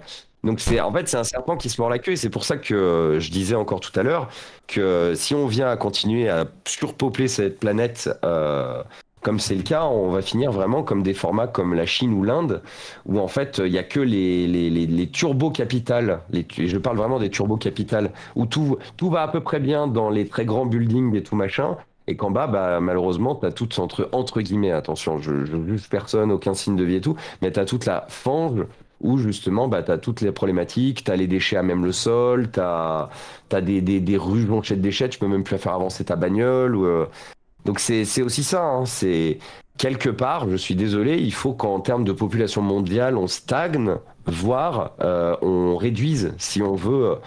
Comme tu le disais tout à l'heure, je sais pas si tu allais mais je pense que c'est le bon moment pour rebondir dessus. C'est sûr que oui, moi je vous parle très souvent de sauver la planète. On sauve pas la planète comme tu l'as dit tout à l'heure, elle sera toujours là. C'était prévu dans Mais la rumeur dit. Bah voilà. voilà. Bah voilà, justement. En fait, c'est toute la problématique, c'est que oui, la planète sera toujours là, ça sera un caillou peuplé, mais c'est pour ça qu'aujourd'hui j'ai vraiment remplacé. La planète, c'était plus rapide à admettre, là, notamment dans les chaînes, dans les titres sur Twitch, parce que environnement, c'est beaucoup plus gros à écrire, donc forcément, ça prend plus de caractères. On est limité à 140 caractères. Mais c'est vrai oui, que sauver nos culs, c'est moins glamour. Ouais, sinon, je vais sauver nos culs, mais là, du coup, je peux pas lancer mon stream. C'est vrai, c'est vrai. Mais ça fait très égoïste. Et l'humain a du mal avec l'égoïsme. Et en fait, la grosse problématique qu'on a justement avec cette histoire de sauver la planète, c'est pas une histoire de planète qu'on sauve, c'est une histoire d'environnement. Parce que oui, une fois que nous, du haut de nos 60, 70, 80, 90, peut-être 100 ans, oui, on sera plus là. Par contre, on a décidé de faire des enfants. Il y a une biodiversité dehors, il y a des animaux, il y a des poissons, il y a tellement de choses, il y a des plantes. Du coup, si on détruit absolument tout, que oui, la planète, le concept de caillou sera toujours là, mais s'il y a plus d'eau dans les océans ou que c'est une eau méga giga polluée, qu'il n'y a plus du tout de biodiversité parce qu'on a détruit et chassé l'intégralité de tous les animaux sauvages, qu'on a rempli le moindre mètre carré le moindre mètre carré de cailloux d'habitation qui finiront par être détruites. En fait, c'est ça, c'est que moi, quand je dis sauver la planète, pour moi, le concept de planète, c'est pas juste un caillou qui se balade dans l'espace en mode YOLO, ceci est un caillou. Pour moi, une planète, c'est des plantes, c'est de l'eau, c'est de la vie, c'est un tout en fait. Et c'est pour ça que quand les gens comme moi parlent la plupart du temps de sauvetage de planète, on parle pas effectivement de sauver le caillou qui sera toujours là lui après. On parle de sauver l'environnement. Enfin vrai, on parle de sauver l'environnement, on parle de sauver tout ce qui constitue ce caillou. Bon bah déjà je peux rayer celui-là, merci. Voilà. J'avais prévu après mais voilà. Bah le suivant, alors celui-là tu connais mon avis dessus parce qu'on en avait déjà discuté dans le cadre d'un de tes streams. Enfin quand j'étais en textuel et toi t'étais sur ton stream. Et bon, je vais avoir du mal à lever les yeux au ciel en le disant. La rumeur dit que le matérialisme est une grande partie du problème écologique et que le démat va tout régler. Eh ben non, Merci. absolument pas. Parce qu'en fait, en gros, alors, on a un double problème. On a aussi un problème malheureusement avec le démat, avec le concept de matérialisme en fait récent, le concept de, par exemple, de CD ou quoi que ce soit, c'est qu'aujourd'hui, vous achetez un jeu, vous achetez un logiciel ou quoi que ce soit, il faut forcément le mettre à jour. C'est la plupart du temps, sinon vous ne pourrez pas le lancer. Pareil pour votre console, pareil pour à peu près tout. Voilà. Exactement, sauf dans le rétro. Et en fait, la grosse problématique qu'on a, c'est qu'aujourd'hui, vous savez, je suis ingénieur informaticien, je bosse pour Sopra Steria, je bosse dans des data centers. Actuellement, je bosse pour une très grosse boîte, qui construit des voitures, vroom vroom. Du coup, j'ai la visibilité en fait du concept de data center, du concept de délocalisation, du concept de cloud et compagnie. Et en fait, il faut savoir une chose, c'est que en l'état actuel, tant qu'on n'a pas trouvé de solution, qu'on ne les a pas, je sais pas, mis, bah en fait, il y a une très très très très très très grosse force. Comment ça s'appelle? Une très très forte pollution liée justement à tous ces data centers qui gardent allumés des services, qui gardent allumés des à H24, 7 jours sur 7. Alors que là, regardez votre jeu, par exemple. Oui, c'est sûr que vous avez. Alors, c'est pas moi qui l'ai la bibliothèque de jeux, elle est dans le stream de Marilou. Mais vous avez une bibliothèque de jeux derrière, avec 150 jeux et des bananes. Du coup, le gros problème que vous avez avec ça, bah ouais, c'est sûr que vous avez une étagère avec des trucs dedans.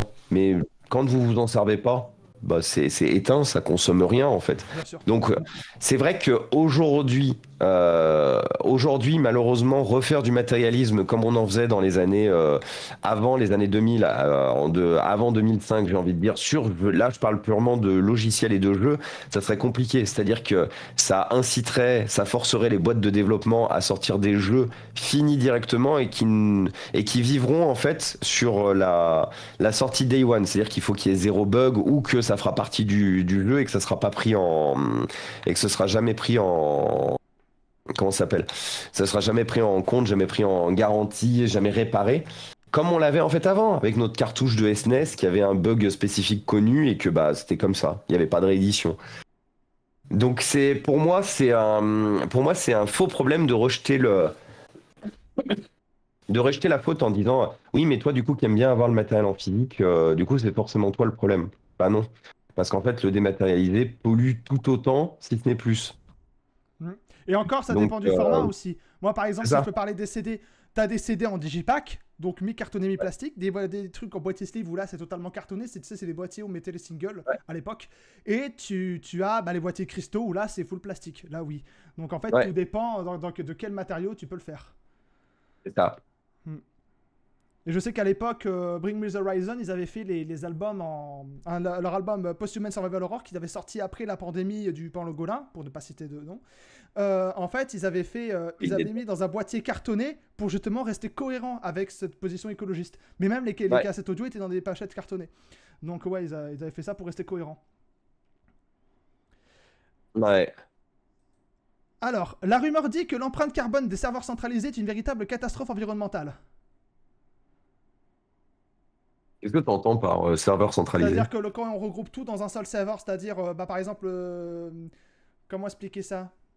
C'est-à-dire que quand, par exemple, des trucs genre des maths, c'est stocké dans des serveurs, en fait, il y a beaucoup qui disent que ça crée beaucoup de chaleur quand ça continue à tourner, et du coup, ça Des niveaux environnemental, Ah, tu veux dire par exemple, au lieu d'avoir X ordinateurs qui ont tous X un fonctionnement, on va mettre plus qu'un seul ordinateur qui va faire le fonctionnement de tous.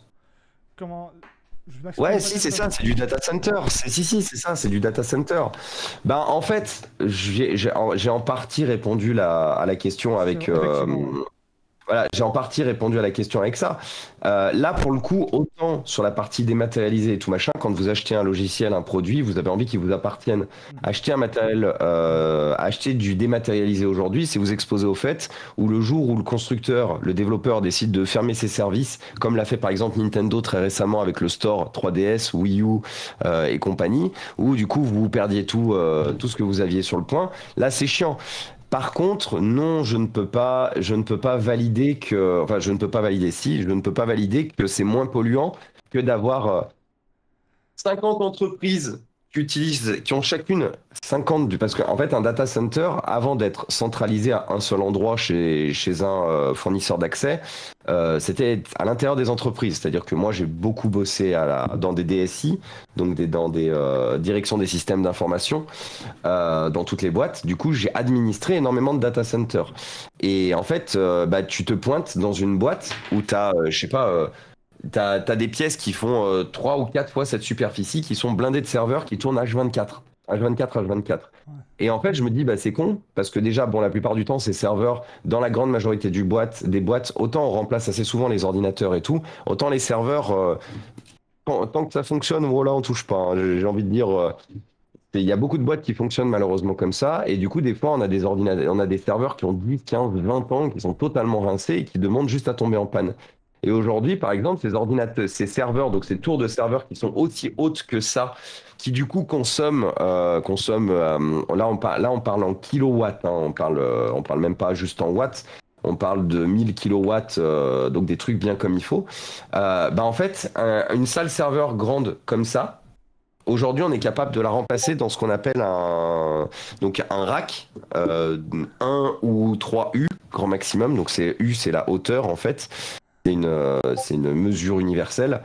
Et du coup, qui fera ça fera la puissance de tout ça. Et avec bien sûr la virtualisation qui va derrière et tout. Donc non, dans le cadre de rassembler le fonctionnement de plusieurs data centers dans un seul data center, de mon point de vue, on gagne quand même en énergie dissipée dans des zones. Alors c'est sûr que oui, du coup, il y a des zones où vont être installés les data centers, où c'est des zones qui vont du coup du jour au lendemain, enfin du jour au lendemain, sur quelques années, mais du coup beaucoup plus polluées. Par contre, bah, c'est sûr qu'en centre-ville, c'est très rare qu'il y ait des data centers parce que bah, forcément, le prix du mètre carré étant très cher, la grande majorité des entreprises en centre-ville, elles passent par du cloud. Donc du coup, forcément, ça désengorge un peu aussi, mine de rien, la consommation en centre-ville. Donc en vrai, ça lisse un peu la consommation un peu partout. Parce que cette consommation, on ne peut pas y échapper. On en a besoin. On a décidé de tout informatiser. On a décidé que l'électronique et l'informatique, aujourd'hui, c'était la règle. Donc, tout doit être informatisé, tout doit être numérisé. Donc, il y a cette obligation-là. Le seul moyen, effectivement, de résoudre ce problème, ça serait de dire on arrête l'informatique. On repasse au papier, dans certains cas et tout machin, on repasse au papier, à tout. Mais ça, jamais. Là, il y a il y a des constructeurs de processeurs et tout qui sont en train de réfléchir à relancer justement donc les plateformes ARM. Les plateformes ARM, vous les connaissez bien, c'est tout ce qui peuple vos téléphones. C'est les processeurs de vos téléphones, c'est une plateforme.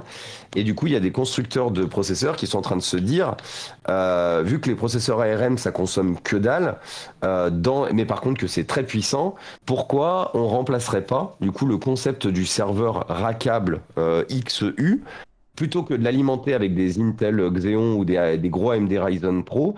Pourquoi justement on foutrait pas de l'ARM là-bas dedans? On diviserait par 2 ou par 3 la consommation pour peut-être un tout petit peu moins de puissance. Donc éventuellement, on rajouterait peut-être un serveur là où il y en avait 50. Au lieu d'en avoir 50, on en met 51 par exemple. Donc c'est... Voilà, le seul moyen qu'on règle cette solution, c'est d'arrêter de foutre de l'informatique de partout. Et vu que c'est absolument pas la position de personne, bah autant justement tout rassembler à un seul endroit plutôt que de laisser X data centers qui tournent H24 partout, partout dans le monde. Alors, j'en profite pour remercier Lela314, Lela, Yela, je sais pas, et Orange SFR Orange de s'être abonné. Et Orange SFR Orange, j'ai vu ta présentation, je te mettrai le rang après le stream, comme j'ai dit tout à l'heure. Alors, autre question, et là, c'est une idée reçue que j'ai moi-même. La rumeur dit que les marques informatiques d'origine chinoise ou taïwanaise sont plus aptes à l'obsolescence programmée que les marques américaines, japonaises ou coréennes. Alors, j'ai envie de te dire, c'est faux parce que déjà, tu prends Apple. C'est faux parce que Apple. Alors, Apple, carrément. parce que, ah oui, moi je tape directement dans le gras. Alors, Apple, c'est les meilleurs du support logiciel. Vous garderez votre matériel longtemps et tout machin. Franchement, en termes de logiciel, en termes d'UI, en termes de design et tout, vous avez vraiment le meilleur, le meilleur du matériel électronique informatique entre les mains.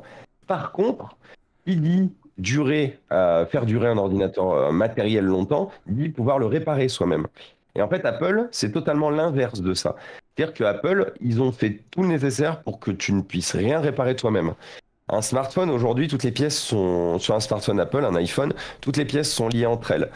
L'iPad, c'est une chienlit à dépanner. Et pourtant, je suis un très grand fan de l'iPad, j'en ai un et j'en suis 1000 fois plus heureux que toutes les tablettes Android que j'ai pu tester. Mais il faut reconnaître que l'iPad est une chienlit à réparer comparée à la grande majorité des tablettes Android. Les MacBook, on n'en parlera même pas, ces espèces de galettes de merde qui sont au final juste des tablettes, en fait, mais des tablettes à 2500 euros. Alors certes, elles sont puissantes, hein. Ça, une fois de plus, hein, je critique pas là-dessus, parce qu'en termes de puissance, encore heureux, quand même, c'est écrit... c'est quand même fait pour, j'ai envie de dire, c'est pour ça aussi qu'ils nous les vendent super cher. Mais par contre, le MacBook, il est constitué de 4 pièces. Un bloc écran, un bloc repose-poignet avec le clavier, la batterie turbo collée, très difficile à enlever et tout machin. Un bloc carte mère.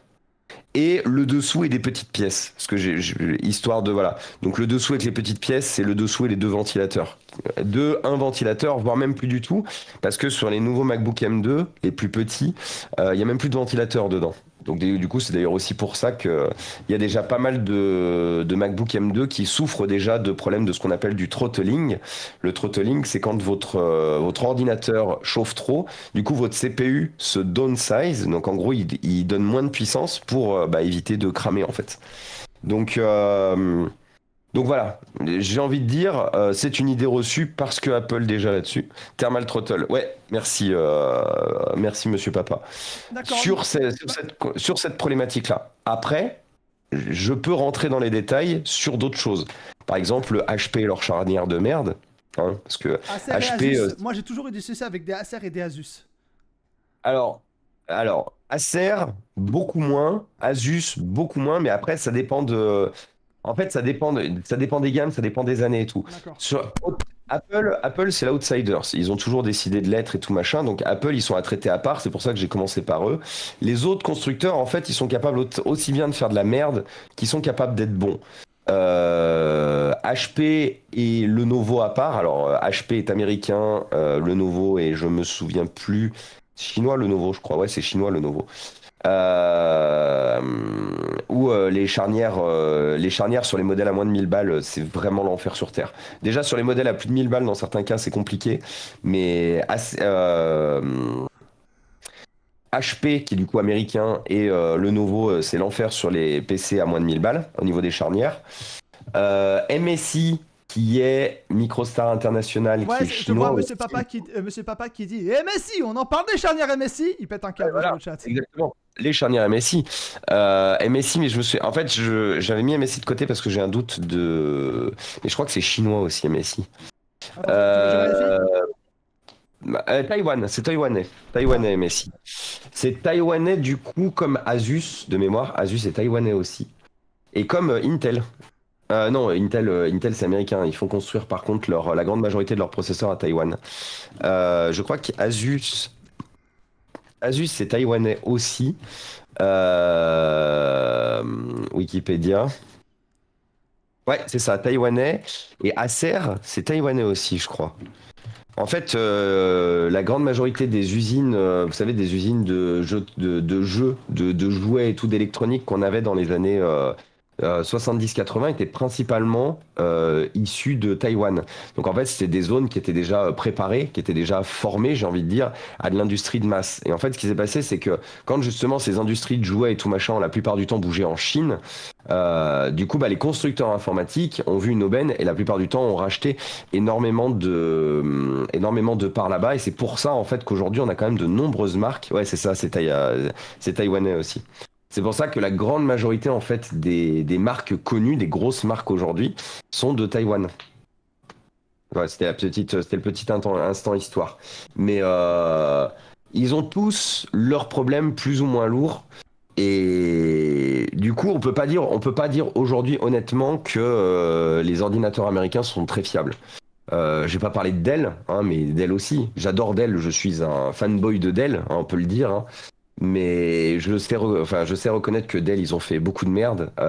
Des ordinateurs pourris de A à Z. Les générations récentes, c'est les générations récentes de Dell Latitude, de Dell Inspiron, de Dell Vostro série 3000, avec les charnières qui explosent systématiquement. Qu'est-ce qu'on a aussi? Des problèmes de refroidissement.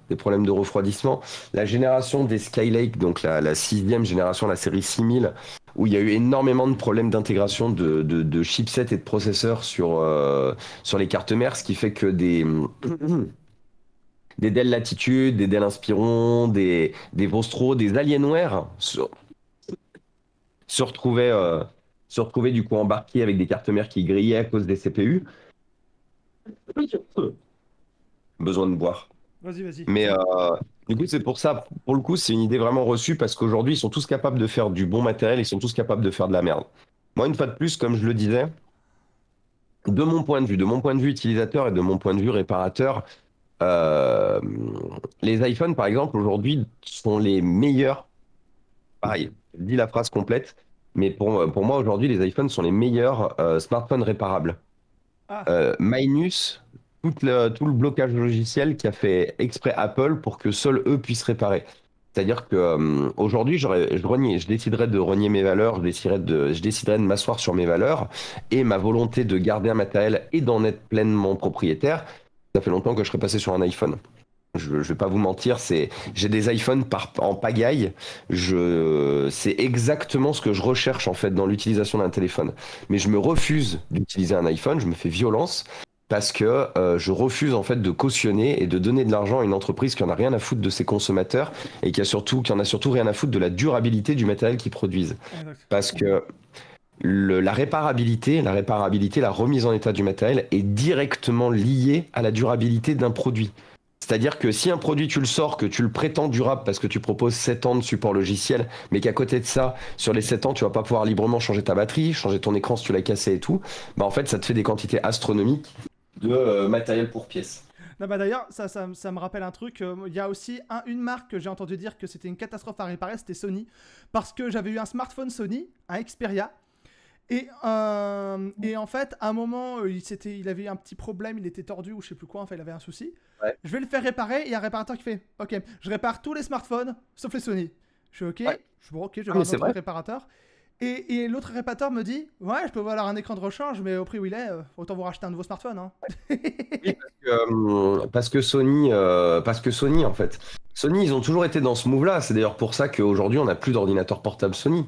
Parce qu'ils étaient très chers et que Sony, en fait, en gros, ça avait toujours été des créateurs, des inventifs. Moi, j'ai toujours énormément aimé Sony pendant longtemps parce qu'ils créent. En fait, ils avaient envie de se démarquer des autres, donc ils créaient des ordinateurs déjà.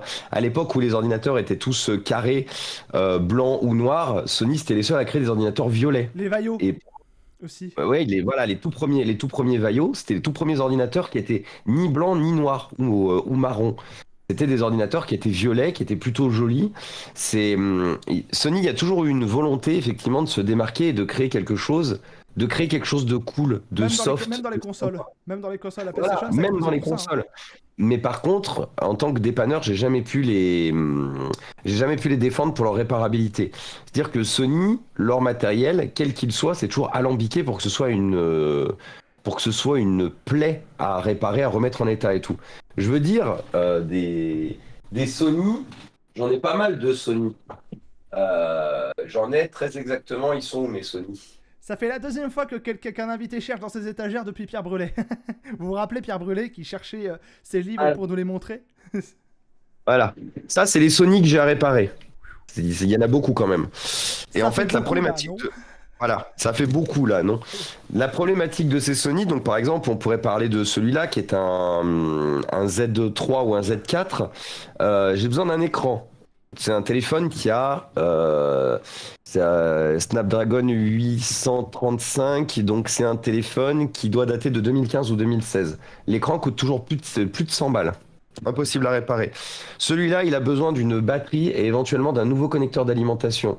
C'est une plaie pas possible. Pour juste changer la batterie et le connecteur d'alimentation, tu es obligé de démonter complètement tout le téléphone. Il n'y a pas d'autre explication. Tous les autres téléphones s'en sortent où généralement tu enlèves soit l'écran, soit le dos et là tu es obligé de tout démonter. Celui-là, c'est quoi son problème? Celui-là, il a besoin d'un nouvel écran. Là, il y a toute la génération des XA1, XA2, là, leur téléphone de merde. C'est une génération donc qui a eu des problèmes de tactile, c'est-à-dire que sur tout le tour de l'écran là, sur 5 mm, tout le tour de l'écran là, vous avez l'écran tactile qui fonctionne plus.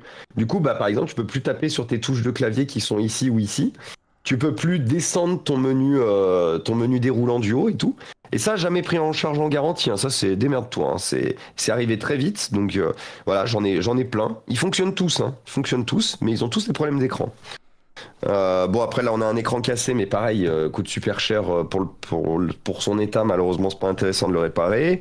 Là, on a aussi un écran HS, tactile HS, bouton de mise en route HS. Oui, parce que du coup, c'était sympa de faire des petits boutons ronds sur le côté. Par contre, leurs petits boutons, ils finissaient toujours par s'envoler. Du coup, celui-là, il fonctionne, c'est juste qu'il a plus le bouton.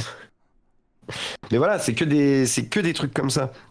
Donc ouais, Sony, je l'ai conchi et puis je l'ai conchi encore plus depuis qu'ils ont sorti la PS5. C'est vrai que la PS5, on attend toujours les exclus intéressantes, hein, parce que la plupart des exclus finissent par sortir sur PC. Exactement. Mais même sans parler de ça, en fait, c'est surtout que la PS5 en elle-même, comment dire, c'est toute la pire R&D rassemblée en une seule console en fait. Système de refroidissement à chier, nécessitant du coup du métal liquide à chier parce que positionnement de la console montrant quand même que la plupart du temps le métal liquide a tendance très lentement mais sûrement à descendre vers le bas. Donc dans certains cas, dans le cadre de très grosse utilisation et tout, ça montre bien que le métal liquide ne suffit pas et qu'on a du coup sur le processeur ce qu'on appelle des dry spots. Des zones sèches qui n'ont pas et du coup qui n'ont pas de refroidissement. Stockage de la console soudé. Du coup, le jour où votre stockage de votre console est mort. Donc ouais, voilà. Non mais gros, voilà pour la vente de Sony. Gros, depuis que je suis gamin, j'ai suivi le parcours de Microsoft en tant que créateur de consoles. J'ai vu la Xbox, j'ai possédé une 3.6 et je l'ai vu se ramasser face à la PS3. Si un jour, et j'ai vu la Xbox One se ramasser, si un jour on m'avait dit que Xbox mettrait une branlée à Sony, je l'aurais jamais cru. Je l'aurais jamais cru. Et pourtant, avec le Xbox Game Pass, ils ont tout gagné, ces enculés. C'est un truc de fou. C'est ça. Et Nintendo qui reste dans son truc de niche, comme d'hab, avec son public à lui. Bon, voilà. Qui a dit la guerre des consoles, ça m'intéresse pas, moi je fais juste mon bordel. Enfin bref, c'est... aussi, dernière question. Alors là, c'est pas vraiment en lien avec la tech, mais c'est une question tous les deux, on a grandi avec YouTube et avec les contenus vidéo et certaines mouvances. Et on a vu cette mouvance popper il y a quelques années, avec beaucoup d'influenceurs qui ont atteint les 100 000 abonnés en parlant de ça. La rumeur dit que les autonomistes ont tout compris. Les autonomistes étant, tu sais, les mecs qui achètent des fermes à la campagne et qui font leur propre tambouille pour faire la nique à la grande distribution. En gros, certains disent que l'autonomisme, c'est-à-dire le fait d'aller à la campagne, de s'installer et de payer pour produire ses propres nourritures pour éviter le moins possible de dépendre de la grande distribution, c'est des mecs qui auraient tout compris à comment régler les problèmes environnementaux. Ouais. Alors, j'ai envie de te dire, ces mecs-là et ces influenceurs-là, tu sais, c'est comme les mêmes mecs qui te vendent un PDF pour devenir riche en 3 clics et en 30 minutes d'information. C'est exactement, de mon point de vue, la même chose. C'est-à-dire que déjà, tout le monde n'est pas fait et tout le monde n'a pas les épaules pour aller vivre à la campagne et du coup s'occuper déjà au quotidien d'une maison, d'un jardin ou quoi que ce soit. Et moi, je le vois parce que pour le coup, c'est exactement ce que j'ai fait. Bon, moi, j'ai fait après l'effet inverse. C'est-à-dire que j'étais campagnard, je suis parti habiter en centre-ville pour des raisons professionnelles. J'ai décidé que le centre-ville, c'était vraiment pas fait pour moi, je suis retourné à la campagne. Mais moi, je sais qu'aujourd'hui, c'est une ineptie, et puis c'est surtout en fait la grosse problématique qu'il y a, c'est qu'en mettant en avant ce genre de choses comme quelque chose de cool, déjà il y a des gens qui vont se ruiner dans des projets immobiliers, dans des projets dans lesquels ils n'auront jamais les épaules pour aller jusqu'au bout de leur idée, de leur projet, première chose. Et deuxième chose, ça va faire une seule chose, hein, c'est-à-dire que toutes ces petites campagnes et tout vont finalement devenir des gros centres-villes, voire même des grosses villes après. Parce que c'est sûr que quand les terrains vont commencer à se vendre, à valoir de l'argent et tout, les promoteurs immobiliers qui vont venir s'installer, ils vont te construire des gros immeubles pareils et tout. Et au final, tu n'auras plus jamais de campagne nulle part. Tu n'auras que de la ville partout. Et fin de l'histoire. Donc pour moi, je conchis un peu ces influenceurs qui mettent ça en avant. Faites votre truc dans votre coin, faites-le bien, éventuellement parlez-en et tout sur les réseaux sociaux, mais en faire la promotion et dire qu'il faut absolument le faire, non. Non. Alors, c'est quand tu dis, ça me fait penser à ces mecs qui vendent des PDF en ligne. Ça me rappelle, c'est con, mais j'ai en tête le scandale de l'actu animé, je sais pas si tu te rappelles, The Vidas de Survivalist qui a fait une campagne Ulule sur une BD qui a mis 4 ans à sortir et ça avait fait un gros bordel. Et... Ah, ça me parle, ça. Ouais, c'était Psyo en avait parlé à un moment donné. Tout le monde disait qu'il s'était barré avec le pognon, avec la caisse. Alors finalement, il a sorti la BD. La BD, ça a été un gros flop. Oui, parce que du coup, il y avait beaucoup de gens qui devaient avoir des expectations dessus et puis qu'au final, elles ne correspondaient pas à ce qu'ils recherchaient. Alors, il y a une question que je voulais te poser parce que c'est en lien avec l'actu. En France, il y a les éditions Jean-Cyril Godefroy qui ont sorti en France un bouquin qui a été écrit en 2019 par un écrivain suédois qui s'appelle Jacob Nordangard, donc un auteur suédois, qui avait fait un bouquin qui s'appelle Rockefeller, une histoire intelligente face au climat, alors qui est sorti chez nous sous le nom Les Rockefeller, maîtres du jeu. Et en fait, Jacob Nordangard, c'est un écrivain suédois qui est un écologiste pour le coup, qui s'intéresse aux questions environnementales, et qui a remarqué que ceux qui ont filé le plus de pognon ces temps-ci sur les questions climatiques, c'est des mecs c'est une famille milliardaire, donc les Rockefeller, qui ont fait leur pognon sur l'industrie du pétrole pendant toutes ces années. Et en fait, vu qu'on parlait du greenwashing dans le monde de l'entreprise, comment tu perçois cette récupération des questions environnementales par une grande famille industrielle multimilliardaire? Est-ce que tu penses que c'est dangereux, que ça peut avoir de lourdes conséquences? Ou est-ce que tu penses, comme pas mal de gens, et ce qui peut être compréhensible, que qu'importe le flacon pourvu qu'on ait l'ivresse, bah écoute, ils mettent du pognon là, et tant que ça fait parler, c'est bon. En fait, c'est compliqué comme question. Ah oui, non, mais totalement. Mais tu sais, on a eu la problématique récemment en France avec, c'était qui? C'était Arnoult là qui avait donné 10 millions d'euros au Resto du Cœur ou je me souviens plus quoi. Tu sais, c'est une polémique qui a quoi? Elle a peut-être 2-3 mois. Je sais pas si ça te parle. C'est le milliardaire là de chez Dassault. Qui a décidé de donner non ou Dassault, je me souviens plus qui là, qui a décidé de donner 10 millions d'euros comment ça s'appelle? C'est le plus riche de France. Le plus riche de France qui a donné 10 millions d'euros au Resto du Cœur, où je me souviens plus quel assaut. Et effectivement, il s'est fait épingler parce que déjà, s'il y a beaucoup de problèmes en France et tout machin, c'est leur chose. Moi, tu sais, je pars toujours du principe que c'est sûr que oui, il y a besoin d'aide, il y a besoin de. Mais il y a toujours, tu sais, le concept de Blood Diamonds, que se faire payer en diamants, c'est bien, si tu fais une cause noble, une cause bien, mais que du coup, si les diamants, ils ont été récupérés en Sierra Leone au profit de sacrifices, de sang, de mineurs et tout là-bas, c'est questionnable. Du coup, moi, je le vois toujours un peu en format greenwashing. Alors, je dirais pas greenwashing plus, mais au moins un minimum greenwashing. Quand tu as des grandes familles qui sont millionnaires, milliardaires depuis toujours, et leur seule action, c'est de donner de la thune. C'est-à-dire que tu aurais par exemple une entreprise, une multinationale ultra méga giga riche qui fait une action qui va dans le sens de l'environnement, une vraie action, pas du greenwashing où on va faire une semaine où on parle du verre ou je sais pas quoi. Moi, je te parle vraiment de faire une belle action, genre ouvrir j'ai pas d'exemple là, j'ai pas d'exemple qui arrive. Mais tu vois, faire une vraie action qui ne soit pas apparentée à du greenwashing, et du coup, bah, se dire que ouais, fantastique et tout. Là, tu vois, je serais grave bien. Mais tu vois, j'ai un peu l'impression quand même que juste se contenter de dire ouais, vas-y, on vous file X argent et puis démerdez-vous avec ça, vous faites les actions. J'ai un peu l'impression que c'est un peu en mode ouais, tu vois, on a fait notre BA, comme ça on parlera quand même de nous un peu en bien et puis advienne que pourra, quoi. Alors qu'à Du côté, coup, à côté, on continue à bosser dans l'industrie pétrolière. oui, Pétrolière quoi. voilà, Donc, il y a- et puis à côté, on change absolument pas notre quotidien. Tu vois, c'est pour ça que moi, je le vois sur le concept de juste donner de l'argent, mais de faire aucune action, aucun changement derrière. Pour moi, c'est juste du greenwashing déguisé, en fait. Hmm. Regardez, on a fait des choses bien, on a donné à des associations. Par contre, derrière, continue à ce que les patrons, ils se baladent en jet privé un par un, continuent à justement exploiter les mines et les fûts de pétrole et tout machin. Du coup, c'est pour ça. Moi, je le vois pas forcément bien, quoi. D'ailleurs, je me sens un peu. Quand tu parles souvent de voyage, parce que c'est pas la première fois que tu critiquais les voyages en avion, tu le faisais beaucoup cette critique sur tes réseaux.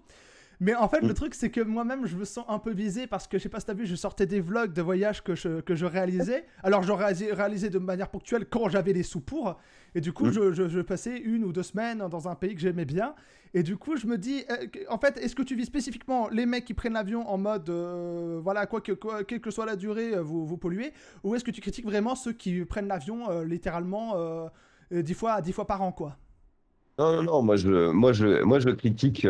Bah, tu vois, là, bah, on parlait avec Marie-Lou éventuellement d'aller en Amérique parce que Quel pays? pour aller visiter et tout machin. On fera sûrement. Moi, je te parle véritablement de ceux qui sont capables de prendre déjà l'avion 3 à 4 fois par semaine pour juste rester dans le pays. Tu vois, d'un endroit à l'autre pour juste rester dans le pays. Et je te parle aussi donc de tous ces millionnaires, milliardaires là qui prennent dès qu'ils ont l'occasion leur jet privé avec leur service et tout. Je parle pas de nous, les classes basses, les classes moyennes, qui utilisons malheureusement l'avion parce que des fois c'est le seul moyen de partir assez loin pour oublier un peu les tracas du quotidien et tout, oublier un peu le poids aussi du monde. Une fois de plus, je suis très, tu sais, je suis très, ce que je t'ai dit, je suis très modéré dans mes propos. C'est-à-dire que pour moi, je peux pas en fait te placer toi, Taiki Sensei, au même titre que qu'un très grand PDG d'entreprise qui utilisera son jet privé toujours, alors qu'il est blindé de thunes et que lui il peut se permettre de s'en foutre, tu vois. Ouais. C'est pour moi, et c'est toute la problématique, j'en parle assez souvent sur mes lives, mais toute la problématique du concept d'extrémisme, que ce soit de l'extrémisme religieux, que ce soit de l'extrémisme politique. En fait, la problématique de l'extrémisme, c'est que c'est soit tout blanc, soit tout noir. Et il faut que toi-même, si tu veux adhérer, que tu sois soit tout blanc, soit tout noir. Sinon, il y aura des problèmes. Et en fait, la grosse problématique de l'extrémisme, et il y en a beaucoup dans le monde de l'écologie, et ça me pète les couilles, c'est qu'en fait, les gens ne prennent plus le temps et l'énergie de se mettre à la place des autres, et c'est d'essayer de comprendre la personne qu'on a en face de soi. Et surtout Tu vois, donner par envie. exemple, moi, hein? Et surtout donner envie. Parce que, Oui, et surtout donner envie, et surtout que eux, ils aient envie de le faire aussi. Pour moi, quand tu fais du militanisme, quand tu fais militantisme. militantisme, quand tu fais du militantisme, tu te dois de ne pas être extrême en fait. Tu te dois de t'adapter à la personne qui est en face de toi pour justement donner ton discours. Après, tu arrives à faire changer la personne, même ne serait-ce que d'un chouïa, c'est déjà une victoire. Mais tu vois, on parle assez souvent, sur la chaîne et tout machin des gens qui me disent oui mais moi je sais pas réparer de l'informatique ou quoi que ce soit. Je dis bah vous voyez, rien que le fait que éventuellement si vous avez du matériel informatique vous me l'envoyez. Si vous avez des gens dans votre entourage qui hésitent, faites-leur acheter du reconditionné. Rien que par ces petites actions là vous faites déjà le nécessaire en fait. Vous faites déjà plus que les 3 quarts de la population. Et de mon point de vue, c'est comme ça qu'aujourd'hui, le militantisme, le transfert, j'ai envie de dire, des pensées, des passions doit se faire. C'est avec le fait d'avoir une personne en face de soi, de l'écouter, d'essayer de comprendre et du coup d'adapter ton discours. Une fois de plus, moi je dis, tu vois, je rappelle sur ma chaîne que toutes les idées sont acceptées tant qu'elles respectent les êtres humains, tant qu'elles respectent la sexualité, la politique ou quoi que ce soit d'une personne qui est en face. À partir du moment où par contre t'es dans des délires, déjà que t'es dans des délires un peu extrême droite, racisme, sexisme, machin, là, ça sera déjà un peu plus compliqué. Bien sûr. Euh, Beaucoup plus compliqué. Mais ouais. D'ailleurs, ce que tu me dis, ça me rappelle les propos que tenaient les écologistes dans les années 90. Je peux t'en parler parce que ma mère a connu ça, elle m'avait raconté ça. Ouais. Elle avait raconté que l'une des raisons qui lui ont fait poser des questions sur sa manière de faire, c'est une personne qui était écologiste, c'était avant Sandrine Rousseau, tu vois, donc ça nous change. Ouais. Et en fait, elle disait, hein, elle avait la théorie du petit pas, c'est-à-dire en gros, la petite action, une petite action, chacun, ça fait la différence. Et par exemple, elle Ah disait, oui. rien que faire du tri sélectif, par exemple, de mettre le carton là, le verre là, rien que ça change. Et en fait, ma mère très tôt, elle m'a appris à faire le tri sélectif. Alors, ça fait pas de moi un écolo de malade, hein, mais je me dis, au moins, je fais Et, ça. J'ai pas le permis, donc je prends les transports en commun. J'essaye et de voilà. pas trop consommer. Je suis un matérialiste, mais mes CD ils restent là et je les sors que quand j'ai besoin de les écouter. Enfin voilà quoi. Ah, J'essaie voilà. de Non, faire ça à mon petit niveau. mais Taiki, et tu as exactement le même, tu as exactement le bon fonctionnement. Et c'est ce que je dis et ce que je rappelle. Et en fait, il n'y a pas de grosse ou de petite action. Quand les gens ils voient ce que j'abats et qu'ils me disent ah ouais, moi j'abaitterai jamais autant, la plupart du temps je leur dis bah c'est simple, toi par exemple qu'est-ce que tu as fait aujourd'hui qui va dans le sens de l'environnement? Bah, ce matin justement j'ai sorti ma poubelle de tri, je sais pas, marché pour aller à la boulangerie plutôt que de prendre ma bagnole ou quoi que ce soit. Je leur dis, bah voilà, t'as fait tes actions. Moi, tu sais quoi? Aujourd'hui, je suis resté le cul vissé sur une chaise. Je vous stream sur Twitch et tout, qui est polluant et tout. Alors certes, je vous montre du contenu, je vous montre du divertissement et tout, mais quelque part, j'ai été plus pollueur que vous aujourd'hui. Tu vois, je leur rappelle tu rappelles des choses comme ça, et c'est con à dire, hein, mais vraiment, on est dans une époque où ça pourrait être tellement la merde que si on se dit que même les petites actions, on les arrête au quotidien, bah là, on est fini. Et c'est pour ça que ce que je te disais hors stream, pour moi, il y a vraiment une différence entre les fatalistes défaitistes. Pour moi, un fataliste est forcément défaitiste et un réaliste. Moi, je m'estime être un réaliste parce que déjà, c'est le début de mon nom de famille, Thomas Réaliste, du coup. Oui, Mais parce que Réa, c'est ton vrai nom de famille, ça, oui, voilà. c'est mon vrai nom de famille, ouais. Mm. Et en fait, le concept de réaliste, pardon, sur mon point de vue, c'est que le réaliste, il est au courant que globalement, il y a des choses qui vont pas, qu'il y a des choses qui peuvent être améliorées et tout. Et le réaliste, tous les jours, quand il se réveille le matin, il se sort les doigts du cul pour essayer d'améliorer tout ça. Et c'est là la grosse différence avec des fatalistes. J'en croise beaucoup sur les réseaux sociaux, énormément. J'en croise beaucoup à travers les discussions.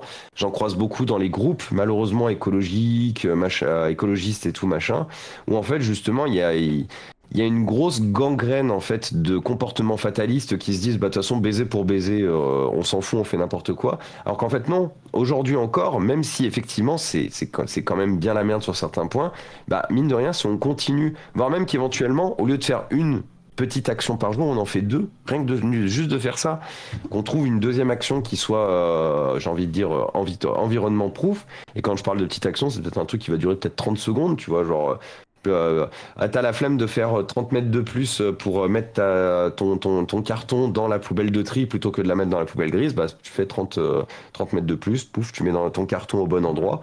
Et tu vois, mais juste des petits trucs comme ça, c'est vraiment juste ça. Et ça, le jour où les êtres humains qui peuplent cette putain de planète arriveront à le comprendre, putain, on aura avancé, mais on aura tellement avancé, on aura fait un bond, un bond de géant. Et une fois de plus, c'est que des petits trucs. La plupart du temps, les actions dont on parle qui peuvent effectivement aider au quotidien, aider à l'environnement et tout, quand on parle vraiment spécifiquement environnement sur ma chaîne, euh, c'est des actions qui prennent peut-être 5 minutes par jour. 5 minutes. Si t'as pas 5 minutes pour te dire au moins l'avantage, c'est qu'en ayant fait ça, j'ai pas plus pollué que ce qui est déjà, bah je peux plus rien faire après moi. Moi j'ai fait le max. Je comprends. Je te demande juste de prendre 5 minutes dans ta journée. Si t'arrives pas à les trouver, j'ai fait le max.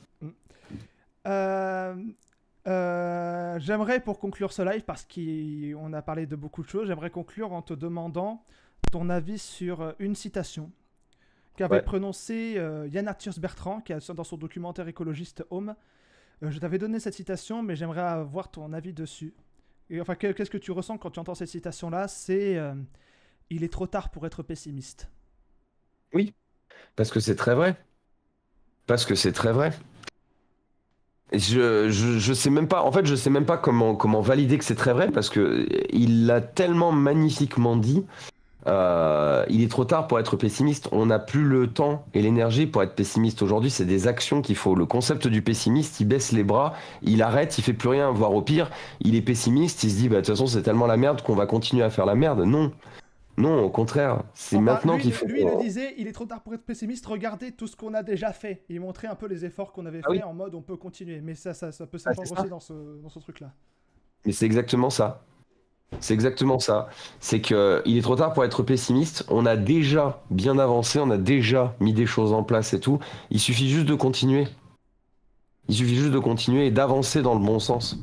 Mais ça, une fois de plus, il faut avoir l'envie, il faut avoir la volonté, il faut, il faut être porté par l'envie de faire des choses bien, porté par l'envie de laisser à nos futures descendances.